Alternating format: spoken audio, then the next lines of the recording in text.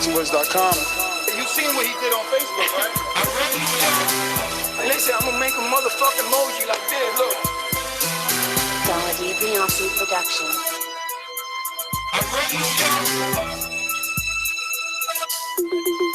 ThaBoxingvoice.com. All the guys want, I want what Mayweather got. I want what Mayweather got. We done bust your ass like Mayweather. It was ball. Go fight. Welcome back, ladies and gentlemen, to another edition of the Boxing Voice Radio. Today is Sunday, and you know what Sunday is around here? It is Crow Day, and we have a lot of crow to serve because it's kind of impossible for anyone to have picked every fight right, especially with so many great outcomes that we got this weekend. Man, I'm excited to hear everyone's thoughts. Remember, that number is 1-425-569-5241. Press 1 just once if you want to voice your opinion here on the Voice of the People hotline. Let's get over to our co-host, man. Everybody's ready to rock and roll. Head on over to the Sunshine State for the good doctor. Boxing MD, what's going on, brother? I know you want to sit in on this. We're going to head on over to the Sunshine State. Boxing MD, what's going on? Is that a fair statement to make? You have to be honest with yourself.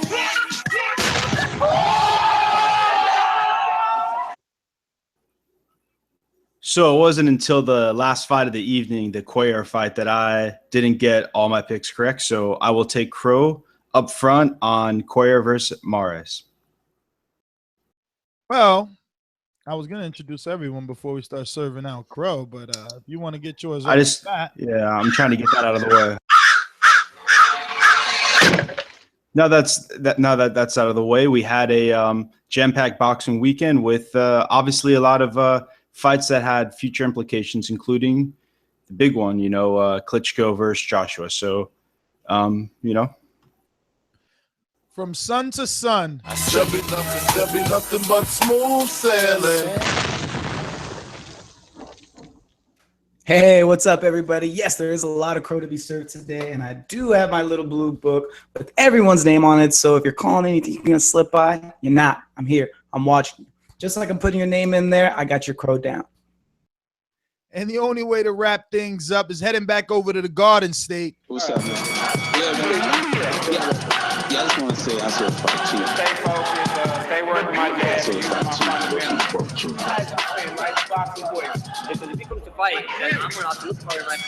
I saw fight two.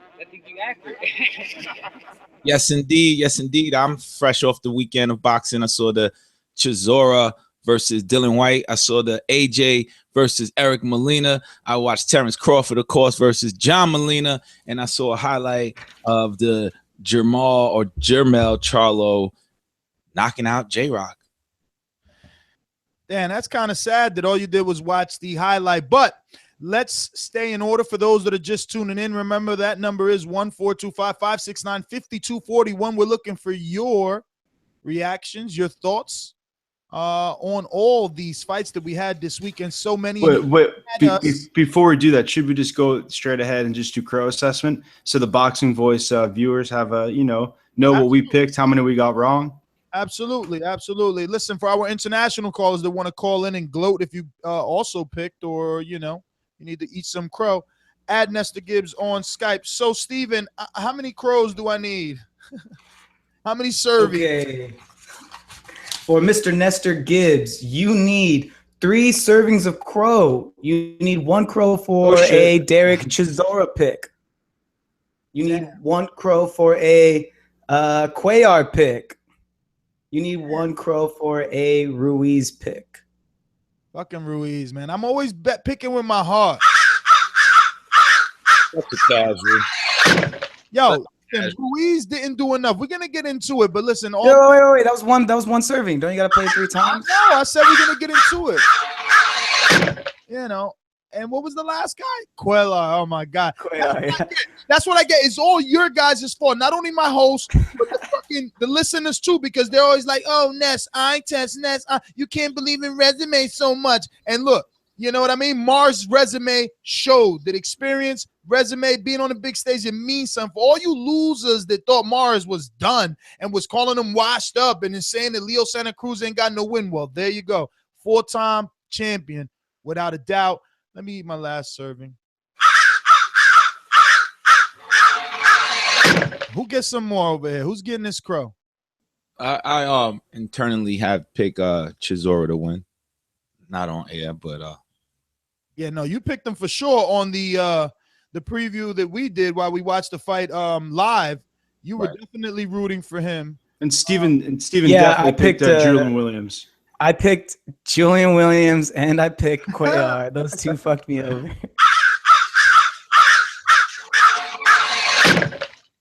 Well, there you go. Let me see. One more for Enrique, right?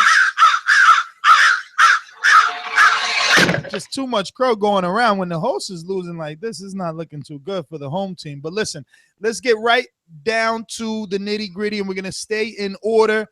Joshua, Eric Molina. It was an event, at least we can say that. Molina did not. The version of Molina that which I wish would have showed up did not. And I'm wondering to myself, and after speaking to numerous people, does Anthony Joshua have that Mike Tyson effect? Now, I know I'm not going to see that versus Vladimir Klitschko, so I guess I'm answering my own question. I highly doubt that Vladimir Klitschko is going to shell up and put his back against the ropes in a fight and give us the body language that Eric Molina did. But the question needs to be asked. These guys are getting in the ring with Anthony Joshua, and their whole body language changes. Right away, they shell up. It's like a dog with his tail between his legs. I don't know. What was your guys' thought on that performance between Eric Molina and Anthony Joshua? I'll go first. Eric Molina, just off the bat, once he came in the ring, took that robe off, and just comparing their body, just the physical, athletic body of a fighter. The dude, AJ, looked to me like the Drago. He is the Black Drago. So he just moves like a machine. He fights like a machine. He's accurate on target, laser sharp. I just knew as soon as that bell rang, he was the winner. And Eric Molina, man, you said you wanted to see him do more, but he just could not. AJ is that good. Those are my thoughts after the fight. I'm like, wow, AJ would have gave Mike Tyson a fight back in his prime and possibly even win. No shit, Black Drago sounds like a dope nickname. Yo, with that size of AJ, and like, I remember in my keys to victory, I said I wanted AJ to come out fast, and he did. He was all over Molina in that first round, MD. What was your thoughts on that? I mean, did you expect him? Because he's notoriously a slow starter, but he jumped on Molina. No, I mean, I expected a third round knockout, which is I predicted in the prediction show exactly. Not to mention, I guess in the future, maybe we'll do betting sections because, again, I put money on that and I got plus 500 on that. And I hedged it with the under, which is minus 4.5. So, for all you guys talking shit, like, listen to my picks, listen to my words, because this guy knows a little bit about boxing, at least prediction wise. So, yeah, I mean, I just don't think Eric Molina provided any threat necessarily to Joshua as far as putting the pressure on. And he tried to like kind of box or survive from the beginning of the round. And I think the second he felt the power, we were talking about it earlier, like Steve was saying, like, try to clinch Joshua, but Joshua is so physically strong that it's not even easy to try to grab your arms around him and try to get inside work. So it's going to be tough to beat Joshua. You have to be a supreme boxer because it doesn't seem like physically speaking, anybody else is near the same size or has the same kind of aggression that Joshua does. I kind of felt exactly the way that you felt when me, Enrique, and Alex did the Anthony Joshua versus Eric Molina live fight commentary. When Molina got hit with that first right hand and went down, I'm like, holy shit. It looked exactly like when Amir Khan was knocked out by Prescott. And I'm like, no, get up. You got to get up. You can't go out like that. There's going to be memes of him in the corner using that ring post as a pillow. So, you can hear me yelling. So when he finally gets up and the ref splits them up and it's ready for, he says fight, I'm yelling, hold. You know, the only thing that this dude holds is the fucking ropes when he turned his back. Listen, I love Molina. I swear that I do. Like, he's been nothing but good to us. But, you know, I just hope these guys don't be taking offense. Like, I'm just saying what I see, and that's what I saw. Like, he turned his back. You know, I don't know. Maybe he should have had a talk with his corner if they were going to stop it. And then Drummer Boy is getting his head drummed off the ropes. It's not a good look. Like, you know, at least you should give him some kind of credit for getting up, because that's more than Charles Martin did. No. He got up, which is, you know, you're right. I should be a lot more, I guess, giving him a lot more credit for that. You're absolutely right, because I was just yelling, and it's like, you know, I felt like I willed him up. If you go back and watch it, we have it up on the YouTube. It's the Anthony Joshua versus Eric Molina live fight commentary, you know, and I'm just like, get up. You got to get up. But, you know, credit to Joshua. He just looks so good. And you know, the argument for the debaters, right? Because there's a debate going on of who's the better heavyweight, Joshua or Deontay Wilder. And before I get into that, MD, tell me that you've seen the promo that Team Povetkin put out with an impersonation of Deontay Wilder, but it was amazing. It was like he's in the forest and it's like dark and foggy, and he's running, and then he says some Russian shit, which people translated, obviously, which translates to, you know, right, he's running and he's looking through the forest first, right? So then he finally comes up to this huge, dark figure, and when he turns around, it's Deontay Wilder in his last robe that I think he fought Molina, like burgundy-ish one with the black and the mask, right? So then he looks at Wilder, he turns right around like real movie-like slow, and is like, turns around, he looks up, and that's when you expect for him to be scared, right? But he's not, and he just looks at Wilder and he's like, our time is not now. Like, yo, some Russian, oh man, I wish I had the quote on Instagram. It was like, our fight is destined to happen, but it is not now. We will meet. And boom, and he dips off. It was fucking awesome. I really, you know, they get credit for that, for still building it up, and credit for showing some true balls. Like, they're totally overlooking Bermain Stavern, so much so that they put hella dollars into the production of that thing. Boom. I think that our good producer just found it right there. Look, man, this guy's the fucking best. I'm telling you guys.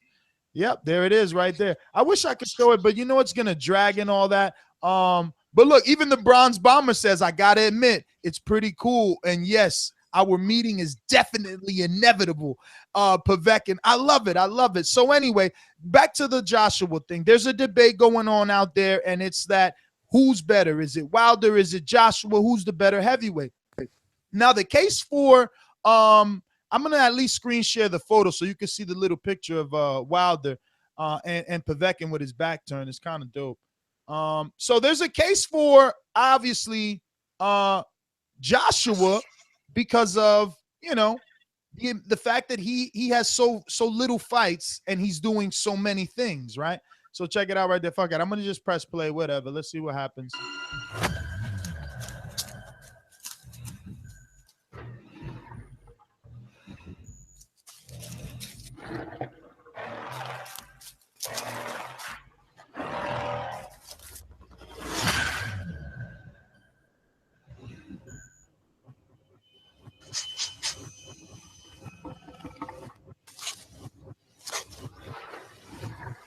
And that affliction is still hot on Russia. That affliction wear. Yes. We should have commentated this for the people who can't see it. Okay, so pretty much he's boxing, like shadow boxing, like, you know, wearing. Wait, let it play out. Наша встреча неизбежна, но не здесь и не сейчас. I will beat the fucking shit out of you. Yo, first of all, we were obviously going to talk about it after we seen it. How could we not? You guys need to take it in. But, you know, again, credit to Povetkin for doing that. They even put like an actor for, you know, that looked like Deontay. He did the whole. Yo, was that high budget? Yo, you kind of, I mean, it's all right. Like, I feel like out their way at least. I mean, name another fighter doing that. Name another fighter building up. They've done that before. They've done that before. Out there in Russia, they do that. Yo, he's trying to do like New Balance shoe product placement. That's the only thing I got from that. You see me? He goes, New Balance shoe. A guy that looks like Deontay Wilder, a person with a cloak on and a mask, doesn't. It's probably even a white. Man, probably even a white dude doing. You guys are so negative, man. We don't need you guys in our sport. Hit the thumbs up if you're watching this on YouTube. Yeah, he looks like Deontay Wilder. The guy didn't look like Deontay Wilder. Dude, Wilder. What you mean? He's got a cape on. He's got that's Deontay Wilder's mask. What are you talking about? Yeah, he was impersonating on Deontay. But I clearly said that. I said they got a guy to impersonate Wilder. I mean, he looked like him. All right, cool. Yo, no, that was a great commercial. But Povetkin, the negativity around this. It wasn't negative. It was just snapping guns, man. Snapping at you. That's all. They definitely had a hair and makeup budget on that, video. Yo, you guys are some haters. Listen, let's wrap it up with this Klitschko Molina thing. The good cherry on top is that Vladimir Klitschko came in. And here's a perfect example, right? At least fucking Povetkin has some style, taste, even class. Well, here's Vladimir Klitschko. Hey, guys, you want big fight? I can't hear you. You want big fight? Well, you got it. All right. Man, that shit was horrible. Don't fucking come into the ring doing that garbage. You seen what Tyson Fury did when he stomped the ring when Wilder won? That's what you do. We seen what Shane Mosley did when he jumped in the ring when Floyd was in. That's what you do. Not what the fuck Vladimir does. And okay, fine, they're friends. They don't always need to be animosity. You're right, but that was horrible. At least give the mic to Anthony Joshua, please. Give credit to Povetkin. He didn't look that bad in that commercial, right? He looked way better, and it was more interesting than whatever Vladimir did yesterday. Now, outside of the fact that he did a poor job promoting the fight, at least we know for sure the fight is happening. Credit to Anthony Joshua because, having the scalp of Vladimir Klitschko on your resume definitely propels you to be one of the best heavyweights, if not the best heavyweight right now. Yeah, I mean, like, regardless of it was terrible. It was corny. It sounded terrible. It sounded just awkward. And also Joshua, he seems a bit scripted too as well. Obviously, he has the look. He has what you need to be a superstar. But, like, I don't know. He doesn't seem to really have a great personality either. So it's not like them together is going to really have, fireworks. But the fight's so big that they don't need anything to sell it. So it doesn't matter what the fuck they provide as far as leading up to it. That's going to do 80,000 whatever. And where would they fight though? I understand that. I'm so tired of hearing that. I used to hear that when the Mayweather Pacquiao fight was announced, right? What? Hear what? Oh, the fight's so big it'll sell itself. There's no thing. There's no. Why not? They had no story going up to the fight. I love you, my friend. It's not a debate. I'm just saying, as a boxing fan who wants to see the sport grow, why not cast the bigger net and just fucking promote? Just promote. That's all. It costs money and takes effort, and a lot of people and a lot of promoters don't want to do it. All right. I mean, what the fuck has Jay-Z been doing promoting boxing? Absolutely nothing. Absolutely. But one negative person and bringing that to light doesn't make correct. Joshua but and but you can't say that Eddie Hearn is not good. You cannot. Dude, like no. I'm saying you cannot tell me that Eddie Hearn. What is Jay-Z doing? Listen, Jermall Charlo. My God, let me explain this. Uppercut. Yeah, we can, but let me tell you what Eddie Hearn is doing. He's promoting. So whatever he's doing over there, he sells the fight. So again, I have no problem with what Eddie Hearn's doing over there. You don't believe that fight is big enough to be pay-per-view in America? Which fight? The Klitschko versus no, because of time, and I don't think so either. No. I mean, it's just a bigger fight over there. It's a bigger fight over. Let's all just enjoy it. It's a great fight. It's a good matchup. It's a good way to say goodbye to Klitschko. Exactly. Hopefully, Joshua continues his 100% knockout ratio. He knocks Klitschko out, and Klitschko realizes it's time for retirement, or Klitschko knocks out Joshua and, for the haters, proves that he was a hype job, and then enters the next heavyweight to unify. Deontay Wilder versus. Yeah, and finally we're gonna see the #1 heavyweight that comes out of that fight. And unfortunately, Wilder hasn't been doing enough to get that title. The winner of that fight is the best heavyweight on earth, considering Tyson Fury is not active right now. Then he has to fight until they have to unify, because regardless, just because Joshua and Klitschko fight, which is going to be a unification because one of those WBA versions will be on the line with the IBF. So then it's still 2 belts. Joshua, Joseph Parker, Deontay Wilder, and Vladimir Klitschko up until this point right now are the only names that we can speak of. Just because Anthony Joshua fights Vladimir Klitschko, who lost, okay, the only reason this fight is significant in terms of unifying the division is because Vladimir and Eddie Hearn were able to finagle for that vacant WBA to be also on the line with this fight, which again makes it even more appealing and interesting. So that's still, it's only 2 belts though. That's like when Danny fights Thurman, he still needs to go see Pacquiao and or whoever has the other, Kell Brook or Errol Spence. Like, just because Danny, yeah, he'll be considered the best, but we'll still be saying if Errol Spence beats Kell Brook and Danny beats Keith Thurman, we will still be saying Danny needs to fight Earl. Danny needs to fight Earl.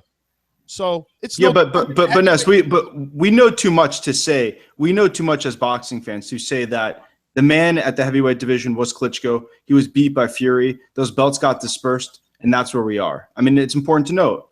Don't like it, you know, those belts.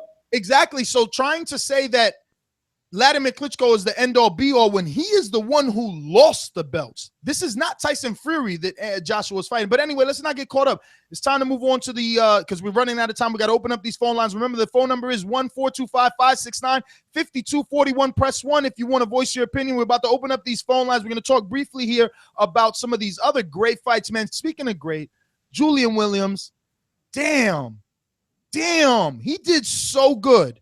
Casual, I swear to you, I just wanted to punch myself because you were gone and the setup was broken down and we couldn't have an immediate reaction. Not even forget an immediate reaction, a live commentary on that, because it was like every second of every round was interesting. Williams was doing so well. At one point, I swear, if we would have been recorded, you would have heard me say, fuck, he's going to beat Charlo. He was looking that good in spots, even after being knocked down by a jab. For everyone who doubts Charlo's power, it was a jab. And tell me you didn't like that bravado, the way he just hung the fucking hand up there and dangled it around like, yeah. Yo, listen, I know there's going to be a lot of people that are going to call in and like, Ness, I don't like what Charlo did. This is a man's sport. And at the end, we supposed to hug and da-da-da. Yo, I get that. I really do. And in a perfect world, I wish Charlo would have probably embraced Julian Williams and went on to garner more attention and new fans. But I really do. I mean, it was. Well, he didn't hug up. They didn't hug up at the end. Oh hell no! When Julian Williams went over to the hug, he was like, "Man, you better get the fuck out of here before I knock you out again," because it was personal with them. Remember, you got to understand, and before anyone calls in here, understand that Jermall Charlo was ridiculed for over a year. We all thought he was ducking this fight. Breadman, who is Julian Williams' trainer, many people was like, "Yo, why they ain't fight?" Even MD was very critical. Not saying that why they not fight, but he's like, why that fight isn't made, and that's why we don't got a venue. Like, everyone questioned the Jermall Charlo Julian Williams fight. Everyone did. And all that negativity, it always landed on Jermall's side. Then when he had to do LASIK surgery, everyone was like, what the fuck? He really ducking Williams. Now he wants to do eye surgery. So his thing was, yo, when I knock out this undefeated nobody, you guys better give me my credit. So Julian Williams and him had a very, it was like that Gabriel Rosado, J. Leon Love buildup where they wanted to punch each other. It was no love. Look, even at the press conference, I mean, this is real. This is why they say we don't play, but this shit is real. Demetrius Andre shows up to the post-fight press conference. He grabs the mic, and he wants a piece of fucking Charlo. But you know what his brother says, the WBC champion? Yo, you ain't got to get in the ring.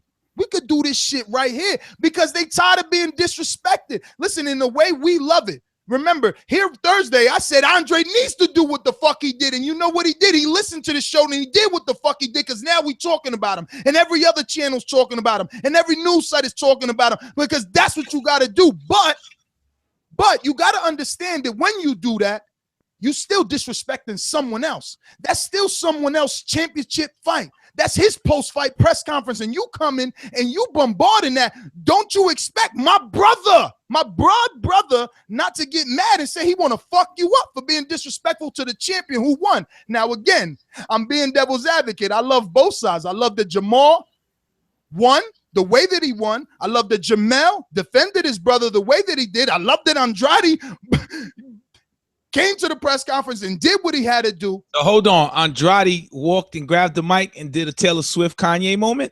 Hell yeah. And then fucking Bernie, the publicist, he was like, Andrade, man, give me the mic. No. He was like, nah.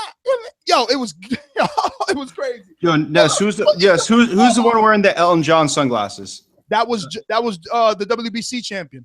Oh, okay. The brother Jermall Charlo, Jermall Charlo, WBC champion. Jermall was the one that won. So listen, even when Jermall tells him, Enrique, he's like, man, we could do this right here. So Steven, were they fresh? Steven, come on, man. This is funny. This was dope. What's Andrade's response to that? What? He looked at the camera because he was being recorded. He looked at the camera. He was like, oh, tough guy. Yo, it was fucking entertaining. You guys got to go watch it. It was dope. Listen, this is boxing. Back to boxing, though. Williams did good. And it's really sad that it ended the way that it did, because maybe he won't get as much credit as I think he deserved. He looked so good. At times, again, I thought Jermall was going to lose. It seemed like Williams was doing everything right. He was jabbing up, and I mean, I wish I was recorded. There was nothing you could ask him to do, even after being knocked down. But the power of Jermall, chin, very interesting. Very interesting. That and a chin, I think, too, because it was that first combination punching, because that's how you win fight. You're not just doing the 1-2, brother. And the uppercut came from, oh my God. Yeah, but I think it was that first jab that really fucked with him with the power, because if you're coming in and a jab like that drops you, especially he was hurt after that first jab, I think it discourages you. And the thing is, I was never negative about the fight happening. I don't know what you're talking about, but no, not negative, meaning you were questioning, like, Ness, why this fight hasn't happened yet, like why we don't have a date. I was questioning J-Rock, because obviously I picked Charlo. I was questioning who the fuck has he fought, and why does everybody think that he's the second coming of Jesus Christ? People were talking. Ness, you understand that people were talking about Julian Williams like he was going to be the dominant force of the 154-pound division. Yes, and to be honest, now just had him as a god. And to be honest, and I know he's flawed and he gets hit a lot, but I think Jermall Charlo could be mentioned for Fighter of the Year now. Because he beat Trout. Yeah, but I mean, how do you give him Fighter of the Year when Julian was a prospect listen? Well, he was perceived as really dangerous, and he knocked him out in 5 rounds. And I'm not saying he would win. Let me ask you something. I know that people are going to say, well, Julian's is no Earl Spence. But what happens when Earl Spence faces Kell Brook? He's more proven, Earl Spence, at this point. J-Rock fought. Yeah, you're right. Because he had the Algeria win. He had a couple of. You're right. J-Rock, he stepped up all the way up. That's why we have to give him credit. Bundu is better than anybody on J-Rock's resume for the equivalent. I don't know about that, because Michael Soro, I still rate him highly. He did really good. But listen, I don't know, man. I don't know.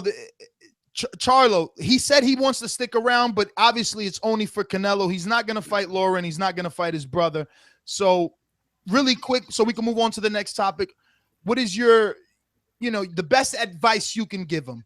Well, Ness, let me just say one thing about that is I'm a fan of shit talking, but like after you knock somebody out and let him recover, and still when he gets up, you still you're not like congratulating him. I think a lot of people, that's off-putting to them, because but you got no, Ness, you have to understand that it is a sport. So you telling me that Dylan White should have shook hands with Chisora after Chisora threw a fucking table at him? They did. Yeah, because they get in the ring and fight. I got to be the bigger man when you was insane. Well, then they fought, and then you fight, then you fight. And then we fight to prove a point. And then it's done. That's why we fight, to prove a point. And then it's done. And then you shake hands and move on. You make your money. And again, look, I you're told fist fighting. Yes, at the end of the day, you're boxing. I wish he would have chose your route. I do, but I still can sympathize with why he went his direction. Yeah, and the last thing is, if he wants to be a real soldier with a fucking J, why doesn't he call it GGG? If he's moving on? Fool. I can't believe he said that. Listen, ladies and gentlemen, he said this off air. I didn't think he was going to have the balls to say that. How could you tell me that Jermall Charlo has to be a soldier and move the fuck up, and GGG don't got to move up? With the J, soldier. Yeah, he ain't got to move up, though. Why GGG ain't got to move up? This guy just got one big knockout and he's got to move up, but GGG's been knocking. Well, I mean, if he doesn't, yeah, because the problem is he can't even make his weight. He can't make weight. Can't make weight. Can't make weight. Can't make weight. No, hey, Jermall Charlo. Hey, Jermall Charlo has made mentions that Jermall Charlo has said it himself that he's considering going up in weight because of how difficult it is to make the 154. End of discussion. Golovkin has no problems, and we've all agreed on this show that if you can make the weight, you fight the weight. Non-VADA testing, by the way. I want to say, courtesy of Vanus Moderism. Stephen, I just want to say on the record that you are absolutely right. You're doing a wonderful job as a co-producer to bring that up. The point that I am making is, regardless of what statement he has made, he made it clear last night that he is still interested in unifying with Canelo, and he will make that weight if necessary. Now, this is his first time on this stage, and MD is saying it. Listen to the words. He didn't say he should move up since it's hard for him to make weight. He's saying if he wants to be a soldier, tell him move up and challenge Triple G. So when does Gennady Triple G Golovkin get to be a soldier, move up and challenge Andre Ward? Well, why didn't he challenge Canelo? Because you think he's going to win. So why would he challenge the easier fighter? Because everybody's a fighter. He's in his division, man. I mean, listen, we're not going to get stuck. Terence Crawford, another guy that looked marvelous. But he said that after he's moving up. That's bottom line. And he knows Canelo's moving up. I think that's how it is. But we move on. All good. Listen, Crawford looked amazing. It's unfortunate. I can't wait. I mean, I'm excited about this crop, this generation, like the Crawfords, the Thurmans, the Garcias, Lomachenkos. So someone where we can finally start to say, oh, look, he looks like Lomachenko, or he looks like, Garcia, or he fights like Thurman. Because unfortunately, when Terence Crawford was in the ring, all I could see was Mayweather. Not in styles. Do not take my words literally. What I mean is in how he separated himself from John Molina. John Molina, I'm sorry. Something looked wrong with him. The way that he was fighting, first of all, he was just leaning back on his right side, waiting to load up. I mean, he was already loaded up, obviously. He was just waiting to throw it.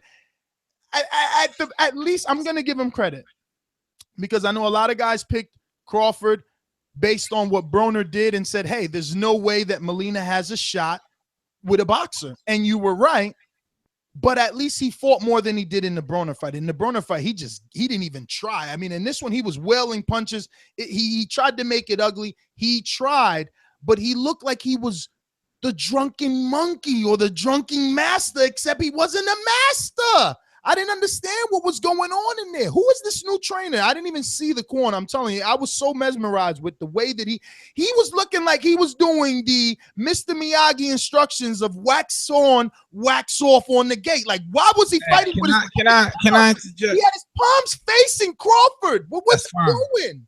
You're right. I always think that the fighter it's causing them to challenge that, to do that, to respond that way. It's just like Eric Molina. He couldn't do what you were asking for him to do. He just couldn't, because the guy is just too damn good. Terence Crawford, to me, he's on his way to be, like you said, Floyd Mayweather.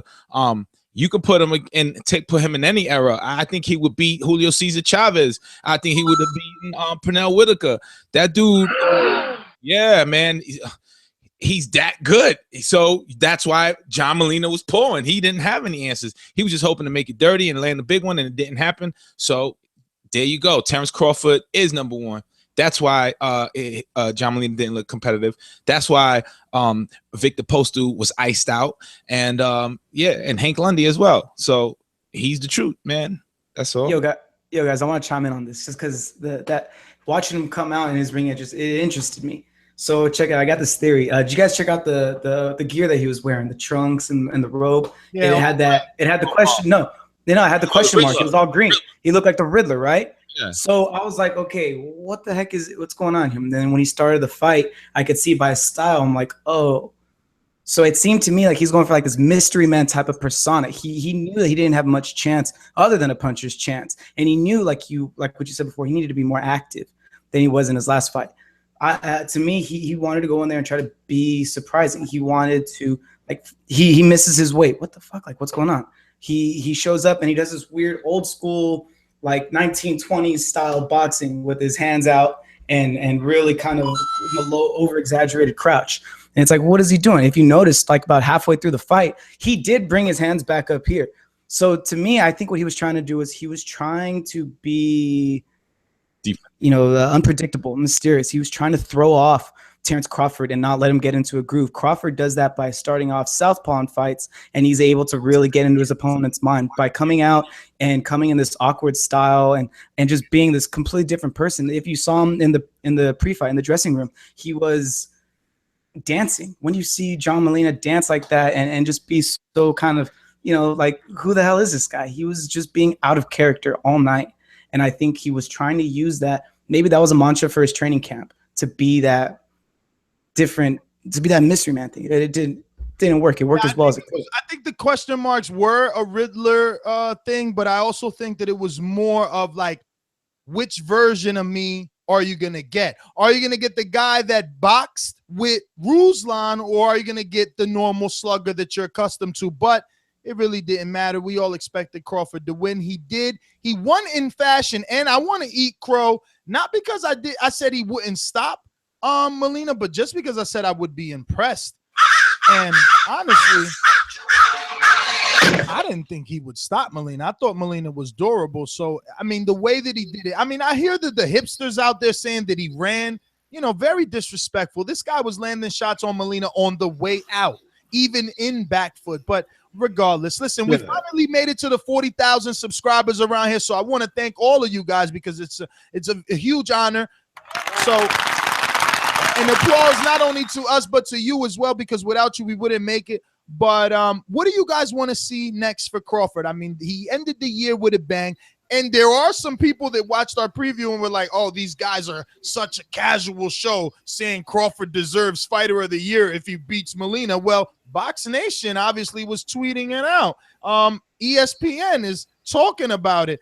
Obviously, Crawford, with this win over Molina, is going to be a candidate for Fight of the Year, but that isn't what we care about. What I want to ask you guys is, first quarter 2017, what's the most interesting matchup you want to see Terence Crawford and MD go?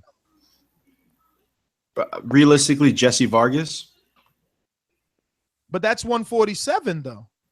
And you heard him last night. He's not moving up to 47. We need to touch on the fact that Max Kellerman's bringing up Earl Spence as well. We just spoke about how. But who's at 140 for him, though?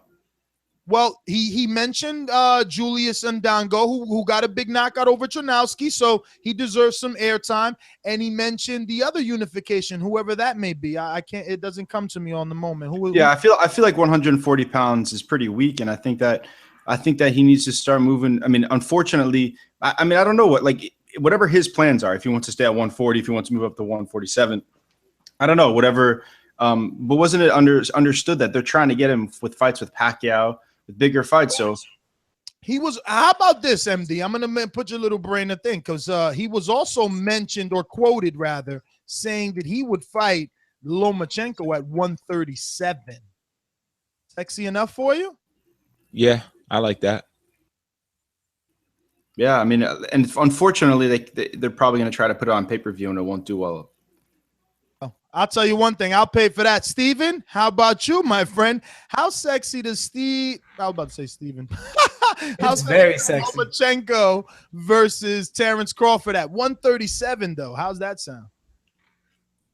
That sounds sexy in terms of name, but I don't like that because of the weight jump. I mean, It's too much. Lomachenko has to start fighting at 135 first before he goes up and fights Crawford. And if you think about it, if Crawford wins, they're just going to say he brought up some lightweight, featherweight guy, like how when he beat Gamboa.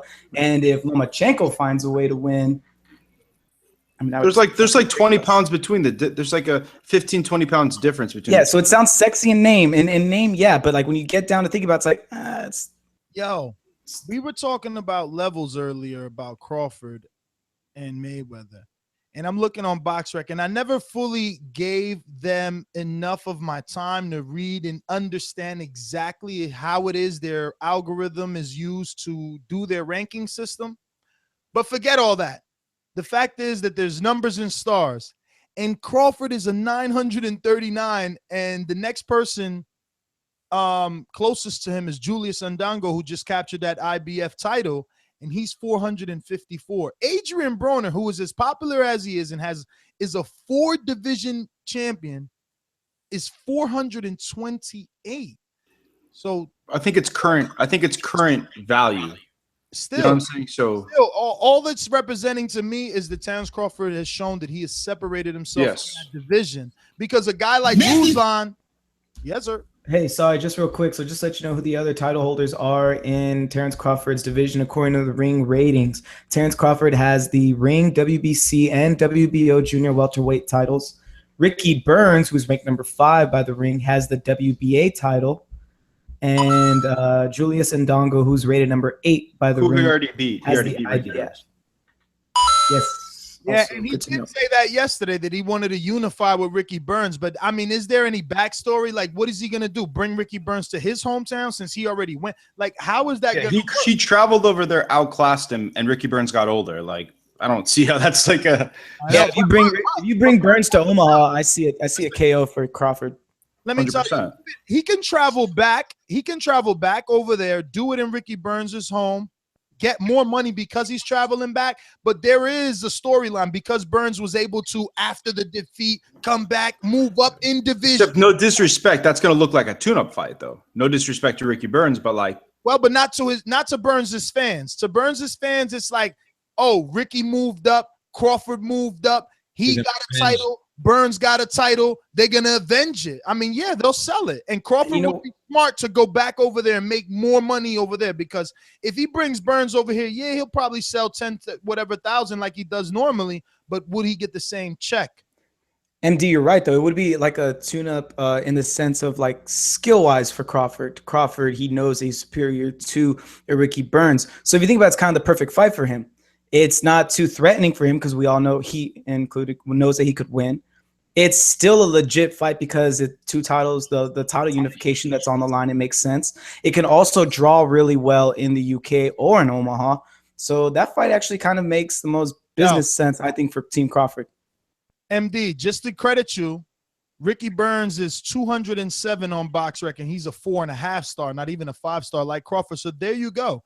These rankings are fairly on. And he was in a tough fight to win his belt. I forgot who his opponent was. Yeah, but the storyline, listen, we got to keep that ball rolling. So I want you guys to tell me, Abner Mares. I mean, again, I'm impressed. I'm impressed with so many people. This is such a wonderful weekend, right? We haven't even talked Derek Chisora, which we watched. You guys can go check out our Derek Chisora versus Dylan White live fight commentary with me, Enrique, and Alex. It was definitely entertaining, to say the least. That fight was funny. I didn't expect it I didn't expect it to go all 12, but this is the world that we live in. I don't know. Abner Mares, Derek Chisora, what you guys want to get into? I'm going to get into Derek Chisora because I saw it. I didn't see the Abner Mares fight. Damn, so you watch Derek Chisora and Dylan White in the United Kingdom and don't watch Abner Mares? I was with Nestor Gibbs. So I was able to see that fight. I didn't even know Abner Mares was fighting, nor did I know Julio Cesar Chavez was fighting, or Andy Ruiz. It was just, those things weren't it. Ruiz fight, man. Can't wait to get into that. But Chisora fight, the presser, the table throwing, that attracted me to it. And just knowing Chisora's history, he smacked Klitschko in the face, spit water in his face. He went to war with David Hayes, I think, at a press conference once. and something like Mike Tyson style bit him in the leg or something. But yeah, when they started fighting, I kind of got turned off. Like, wow, what a boring fight. But it produced excitement from like the 5th round on all the way through. And I don't know if they reached their plateau, if they could go against a Wilder or a Klitschko, or well, not Klitschko again with Chisora, but Dylan White against Klitschko, or hit the thumbs up on that fight because Dylan White pulled off the win, right? So yeah, I think he reached his plateau, and I don't think he could beat anyone in the heavyweight after this, seeing him with lacking power. So, but the fight was exciting. If you missed it, yeah, like Ness said, Dylan White versus Derek Chisora, live fight commentary. We have it. Hit that thumbs up. Yeah, and I think it's interesting. Well, it's important to note that Luis Ortiz fought again and looked like shit the second time in a row against David Allen. It took him 7 rounds to finish him. Luis Ortiz. Yeah, I mean, there's so many fights to talk about, but I definitely want to touch on that one too. I mean, the heavyweights, again, Anthony Joshua really did the best of all the heavyweights this weekend. His stock either improved or stayed the same. You know, some of those guys, you know, their stock went down a little bit. Yeah, man. I mean, Anthony Joshua. Ortiz, I mean, did you see that fight? Did anybody really watch King Kong Luis Ortiz? He fought like 2 weeks ago. Yeah, he fought yesterday as well, man. I just can't believe that he looked the way that he did. I want to give him credit, though. He did look slimmer. He did. I mean, I like the fact that I guess staying in shape and fighting as often as he did, he was looking thinner around the waist. He was looking leaner. He bust the sweat sooner, but he doesn't have many tricks. He just might be, man. He just looks like. You muted yourself, friend. No, I'm sorry. No, I said man, it kind of looks like he's getting old. Like I know, I hate to say that. Outside of getting old, though, MD, I mean, he only does the 1-2. He doesn't know how he can. I mean, the guy David Allen was able to stay away from him with normal footwork. He had his hands down in front of what's supposed to be the most dangerous heavyweight. He was clowning Luis Ortiz. Listen, if you're watching this on YouTube, hit that thumbs up button. That is a way to say that you appreciate the content. And then we're about to open up these phone lines to get your opinion on all these fights. It's just taking a little longer than usual due to all these fights. But that number is 1-425-569-5241. If you want to call in internationally, add Nestor Gibbs on Skype. Remember to hit that thumbs up button. Listen, we're going to have to, I guess, put this on speed. Just not very happy with Luis Ortiz or Andy Ruiz. Even though Andy Ruiz looked good in spots, I'm not happy that all I can do is blame his body, his weight, for why he wasn't active enough. Yo, he doesn't move his feet. Did you notice that? That's literally the dude does not. He has good hands. He sets his punches up nice, but his feet do not move. He literally takes 2 steps, throws punches, and moves away. And although literally Joseph Parker was retreating back on a straight line, literally like this the entire night, like in a half crescent circle. And Ruiz was able to land some punches because he kind of was moving back in the same way. But it was a close fight, a good fight. I don't even mind people scoring it a draw necessarily, but I think Joseph Parker is closer to becoming an elite fighter, but neither of them seemed elite on that night. They both had a lot of flaws. Like, to me, the biggest issue with Parker was his timing. He had bad timing. But he was very fast. He had fast hands. He's an athlete. He's a natural athlete, yes. Yes, at times he was even tripling the jab. But Ruiz is still a fast heavyweight. He just doesn't have the pop. He was still fast. He was shorter, and his arms were obviously shorter as well. And it didn't see, like, he had to really lunge forward to even try to make some sort of contact. And he didn't want to do the necessary work to get on the inside where he would be more suited and he can land some shots. So he was really having to take risks to get on the inside, but Parker wasn't really making him pay that much. Like, if that was AJ, he would have been checking him with that left hook. Hey, yo, Anthony Joshua's left hook is no joke. He's starting to show that more and more. Listen, really quick, we didn't even touch on Abner Mares and the fact that he became a 4-time champion again. He won another title now under the tutelage of Robert Garcia after a year out, after eye surgery, after so many questions about his career, after we even hear on the show, most of us picked against him due to Johnny Gonzalez knocking him out.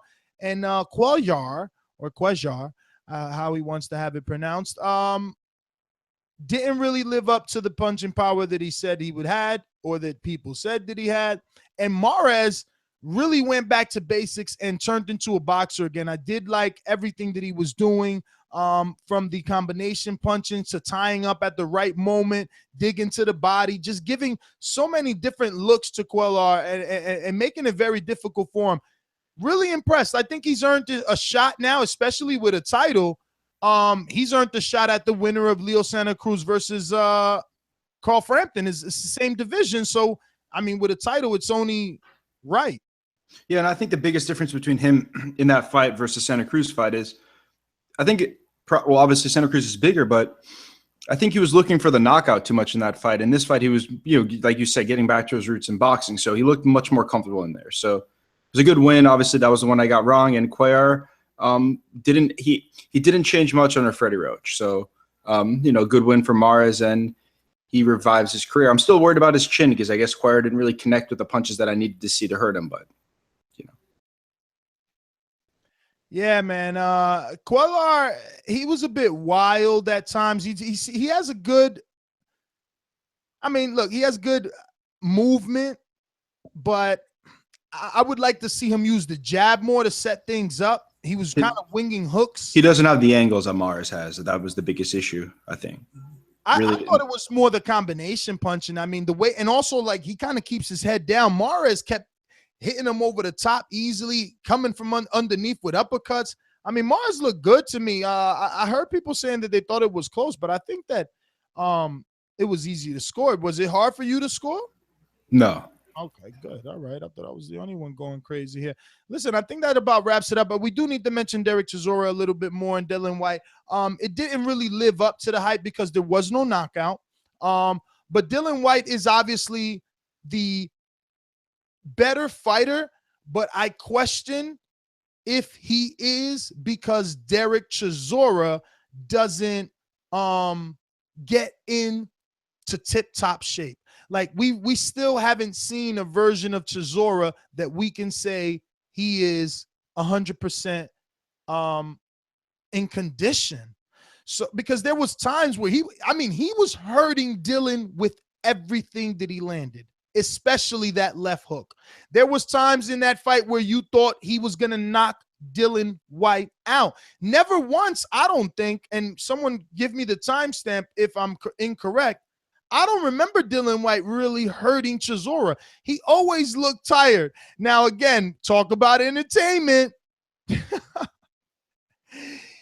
Derek Chisora did the same thing Adrian Broner did to Marcos Maidana, who was in the building in LA over there to, I guess, cheer on Jesus Cuellar versus Abner Mars, Cuellar being from Argentina. But I don't know if you know, MD, but Dillian Whyte went face first into Derek Chisora's crotch while he was in the corner, and he face humped him. It's all over Instagram. He face humped him.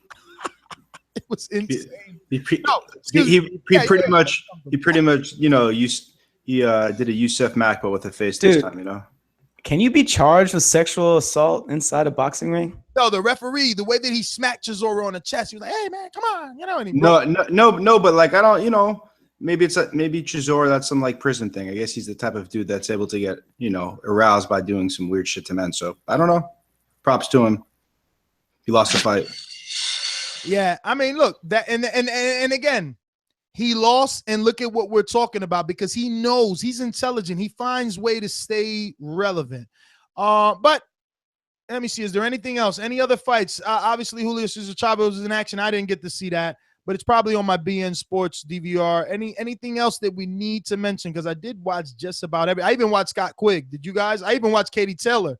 I mean, Tiger Stream. Shout out to Tiger Stream because I watched it all. I did see Katie Taylor because the Showtime broadcast, like, it was really weird. Like, I almost thought, I didn't realize it because I didn't have Tiger Stream, that Joshua was taking so much longer than he expected, and he comes out to "You Hate Me Now." I thought like he was making everybody wait. He's never been making everybody wait, and then he was like you could hate, like, you know what I mean, that type of thing. But I saw Katie Taylor, and she looked good, I guess, in her second pro fight. It's not a lot of power, but it is what it is. I'm such a fan of Joshua, man. I'm such a fan of him. Honestly, like when he came out to that, I mean, you can hear it in my live fight commentary, man. When he came out to it, I'm like, oh shit. Like because people do hate on him. It's like the Canelo syndrome, right? He's like a golden boy, so automatically it's like, oh, he's, look at what Brazil was saying, all the shit that Brazil talk, like, oh, he's pampered, he gets everything his way, he's used to this because he was like the medalist or whatever. But he's showing his class, he's whooping these guys' ass. Yeah, but I think it's getting, and I'm glad he's fighting it, because I think it's getting tiresome that he pretty much fought 3 John Molinas in a row. No offense. Listen, I'm the biggest fucking critic out here. You know it. You know I'm the biggest critic, but how is it tiresome that he's fighting Eric Molina, Charles Martin, Dominic Brazil? He's 18-0. Who else is he supposed to be fighting? Well, because they're being forced to pay for it, first off. Secondly, okay, out there, you mean? Okay. Yeah. And secondly, I think it's already established that he's better than these guys, that he's on a stratosphere above these guys. And that his challenge is going to be in someone better than someone who was a math teacher and became a boxer. He's something special, at least, and we know that. So now let me ask you really quick before we open up these phone lines and read these reviews. We got 2 new iTunes reviews here that we need to put out there. First one comes from Unfadable. He's probably the same Unfaded that calls in, and I hope you are. Best boxing podcast, live show for hardcore fans and casuals. He gave us a 5-star rating, and he says, excellent live boxing podcast show for hardcores and casual fans. Live hosts are informative and entertaining. Fans can also call in and voice their opinions on a wide variety of daily boxing topic. Give it a listen and enjoy the ride. A must-have for fans who want to stay up to date with the sweet science, 5-star rating, and quality. So thank you, Unfaded, for that review. We got one more. Steven, remind me to get to that one because I don't want to just double dosage on it. But you know what time it is as well. Let's get these phone lines open. Ladies and gentlemen, that number is 1-425-569-5241. We're going to our first caller. After we get to, of course. And all the goodies. And hit thumbs up. And hit that thumbs up. That's right, man. There's an extra amount of people watching today. We should try to equate those thumbs up with the same amount of people watching.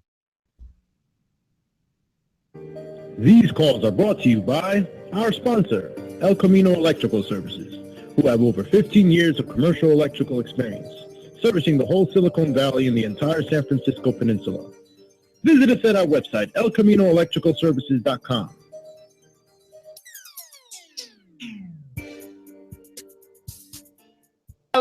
Alex in Australia, talk to us, brother.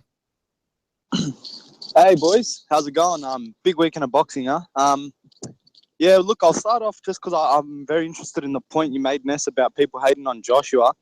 I think MD's got a good point where because with the eye test and kind of his current resume kind of thing, we know his level's above everyone else. I mean, would you find it acceptable if Lomachenko 8 fights in is fighting some little journeyman? Like you wouldn't really, you already know the skill level is much different. But that's my point on that. It's probably why people hate on Joshua. I mean, I want to throw him in there with the Klitschko's now, and Tyson Fury and that. I think is just too skilled for the rest. It's not even journeyman. It's like three Rocky Martinez's.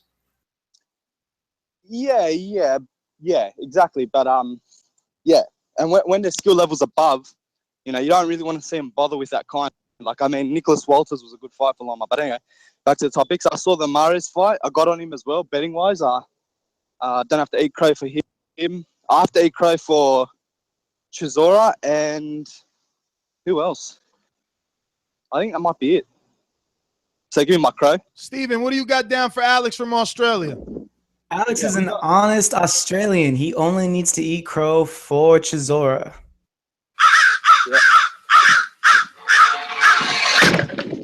Yeah, great fights all around. Man, I was really impressed with Charlo. That knockout was sensational.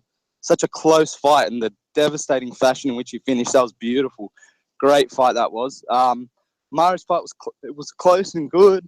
I actually didn't get to catch the Crawford fight yet, but I knew what was going to happen there. I mean, Crawford's just levels above anyone else around his divisions, really, except for maybe Pacquiao and possibly Spence, I suppose, because I put him in the same kind of tier of fighter. Yeah, that's about it. That's my call. Alex, man, thank you for calling in. Scorsese, what it do? What it do? Hey man, I'm gonna drop a lot of knowledge right here. Don't kill my vibe, you dig? So, you know what I'm saying? Ruiz won on my card, you know, but he should have did a little more like John Molina was trying to push the action. He should have picked his feet up and pushed that shit and really go for it. He was pulling that Lemieux shit when he fought Golovkin. He would take 2 steps, but he wouldn't take 5. You gotta go and take the extra steps to get them punches out. Chisora White. Chisora won that fight in my opinion. But they should have probably been fighting an 8 or 10 rounder because nobody wants to see heavyweights laying on the ropes after they've won a round and then they just got nothing left. I don't know, it's just my opinion. I heard somebody else say it and I was thinking it before they even said it. Somebody I actually don't like. And then again, to mention somebody I don't like, it ain't don't like you, MD, but Charlo, you was right. I agree with you on something. Charlo should probably be in running for fight of the year. Austin Trout, if you look, Ward won it, but Charlo number 2, not Frampton. Frampton, in my opinion, didn't beat Leo. He struggled like hell with Quigg, who is just as unproven as J-Rock, if you really want to be honest about it. And then is Leo Santa Cruz better than Austin Trout? I ain't sure about that. Austin Trout been in there and had the chance to do it. Leo was refusing to do it, and you can't put Frampton as fight of the year without that damn duck and a Rigo. Hell no, he dropped the belt. So Charlo with the knockout of an A-level prospect and fighting Trout the way he did, yeah, possible fight of the year nomination. Joshua Klitschko, they gonna do more than Froch Groves, but that shit gonna be a boring ass promotion, judging by the Mummy versus the Mummy in the ring I saw the other night. Damn, I thought my daddy was telling me go to bed when I was 7. I ain't know what was going on in there. You got Chisora right too, maybe on that undercard to sell it, but I don't want to see that rematch neither because they shook hands and hugged after the fight, and they fought on emotions. That fight won't be the same no more. Them emotions gone. They respect each other now. As far as what happened in the ring with Charlo, how much time I got? You have enough time to take all your crow. Oh yeah, I get that. You can get that in the call. The most important fight I got right by knockout. I was picking on bullshit with the other fights. I have no problem with that play to crow. Charlo, J-Rock. This boxing, baby, they is controlled savages, and at some points they gonna be uncontrolled savages. I like that bullshit in that ring. Where he told him get the hell away from me. He did. I be on Twitter. I see Breadman them. They blocking people now because they talked all that big boy shit and got under that man's skin while he did nothing. And then he got in the ring. He did his talking. He threw a right hand. He tried to follow with that left hook. He had caught that right hand by that time. Ate that uppercut. It was smooth. Yeah, but he got knocked. My whole thing is like he got knocked the fuck out, and everybody saw that. So like, what else can you do? Like you did it. So like, you know what I'm saying? Like it happened. There's no need to like continue that shit after you knock the guy out. It's just my opinion. And it's over, but we are gonna bring your ass back to give you this crow because you think you slick. Oh yeah, I get Crawford. Who I like get Crawford? Molina, Ruiz, Chisora, and them are picks that go ahead. And you pick Cuellar. You pick Cuellar as well, bro. Yeah.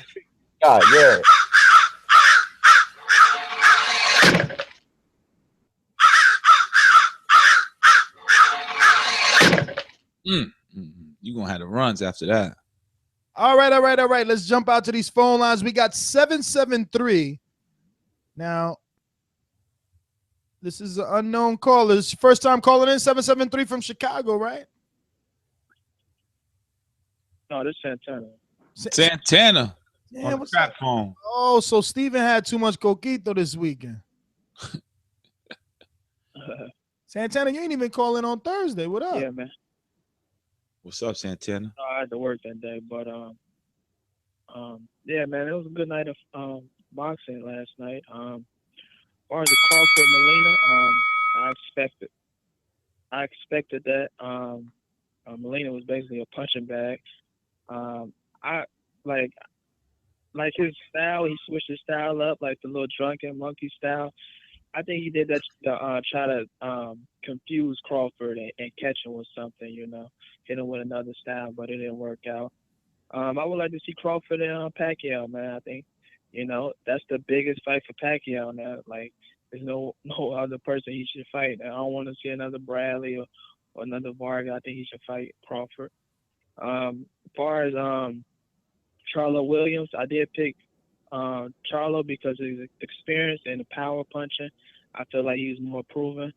I wasn't really impressed with his win. I mean, it was a good win, but I felt like he was getting hit with the same counter right hand the whole fight, you know. And I felt like if he fights somebody like Canelo or Andre, they might, you know, he do got a chance, but I mean, he was getting hit. He didn't like change. He didn't adjust to getting countered the whole fight, you know. But it was a good knockout win. You know, I was impressed by the knockout. And who else fought? And that was pretty much it, you know. Anthony Joshua, I was impressed with that. I feel like him and Klitschko fight, I'm giving the upper hand to Joshua. He's young in his prime. And, yeah, that's pretty much it. Well, all right, Santana, thank you for calling in. Let me ask you a question. How do you feel about the booing that Charlo got after? Like, it was not even just a few people booing it. I felt like it was pretty. The booing was probably because of this poor sportsmanship. That's what I'm saying. Like, you're breaking up, though. Yeah, you are. I thought it was just me. That's why I didn't want to say that. Let's move on while you fix that. Alex Lemon, you owe us some crow. Lead off with it. Who'd you lose to? Yes, sir. That's why I called, man. I got to get my crow. I got 5 servings of crow coming. Damn. Eric Molina, Andy Ruiz, Mason Menard, J-Rock, and Chisora. Yo, I said there's no way no one could get them all right. I didn't think there was a way someone could get them all wrong. No, to be fair, he had a couple good picks. He picked Crawford, he picked Modest, and he picked actually, I don't know. Does anybody know Peralta won? Because he picked Peralta. I haven't even seen that one, man. Hey, Andrew Ruiz, I think he won the fight, though. You're not the first person to say that. Yo, the real question is, did you finish that 18 pack? You going to do the crow? I sure am. MD, jump in, jump back off.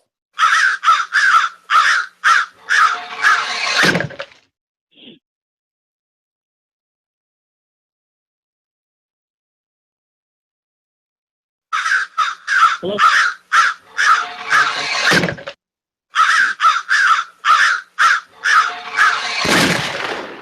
Yo, just take that gunshot so we don't got to hear 5 more of those.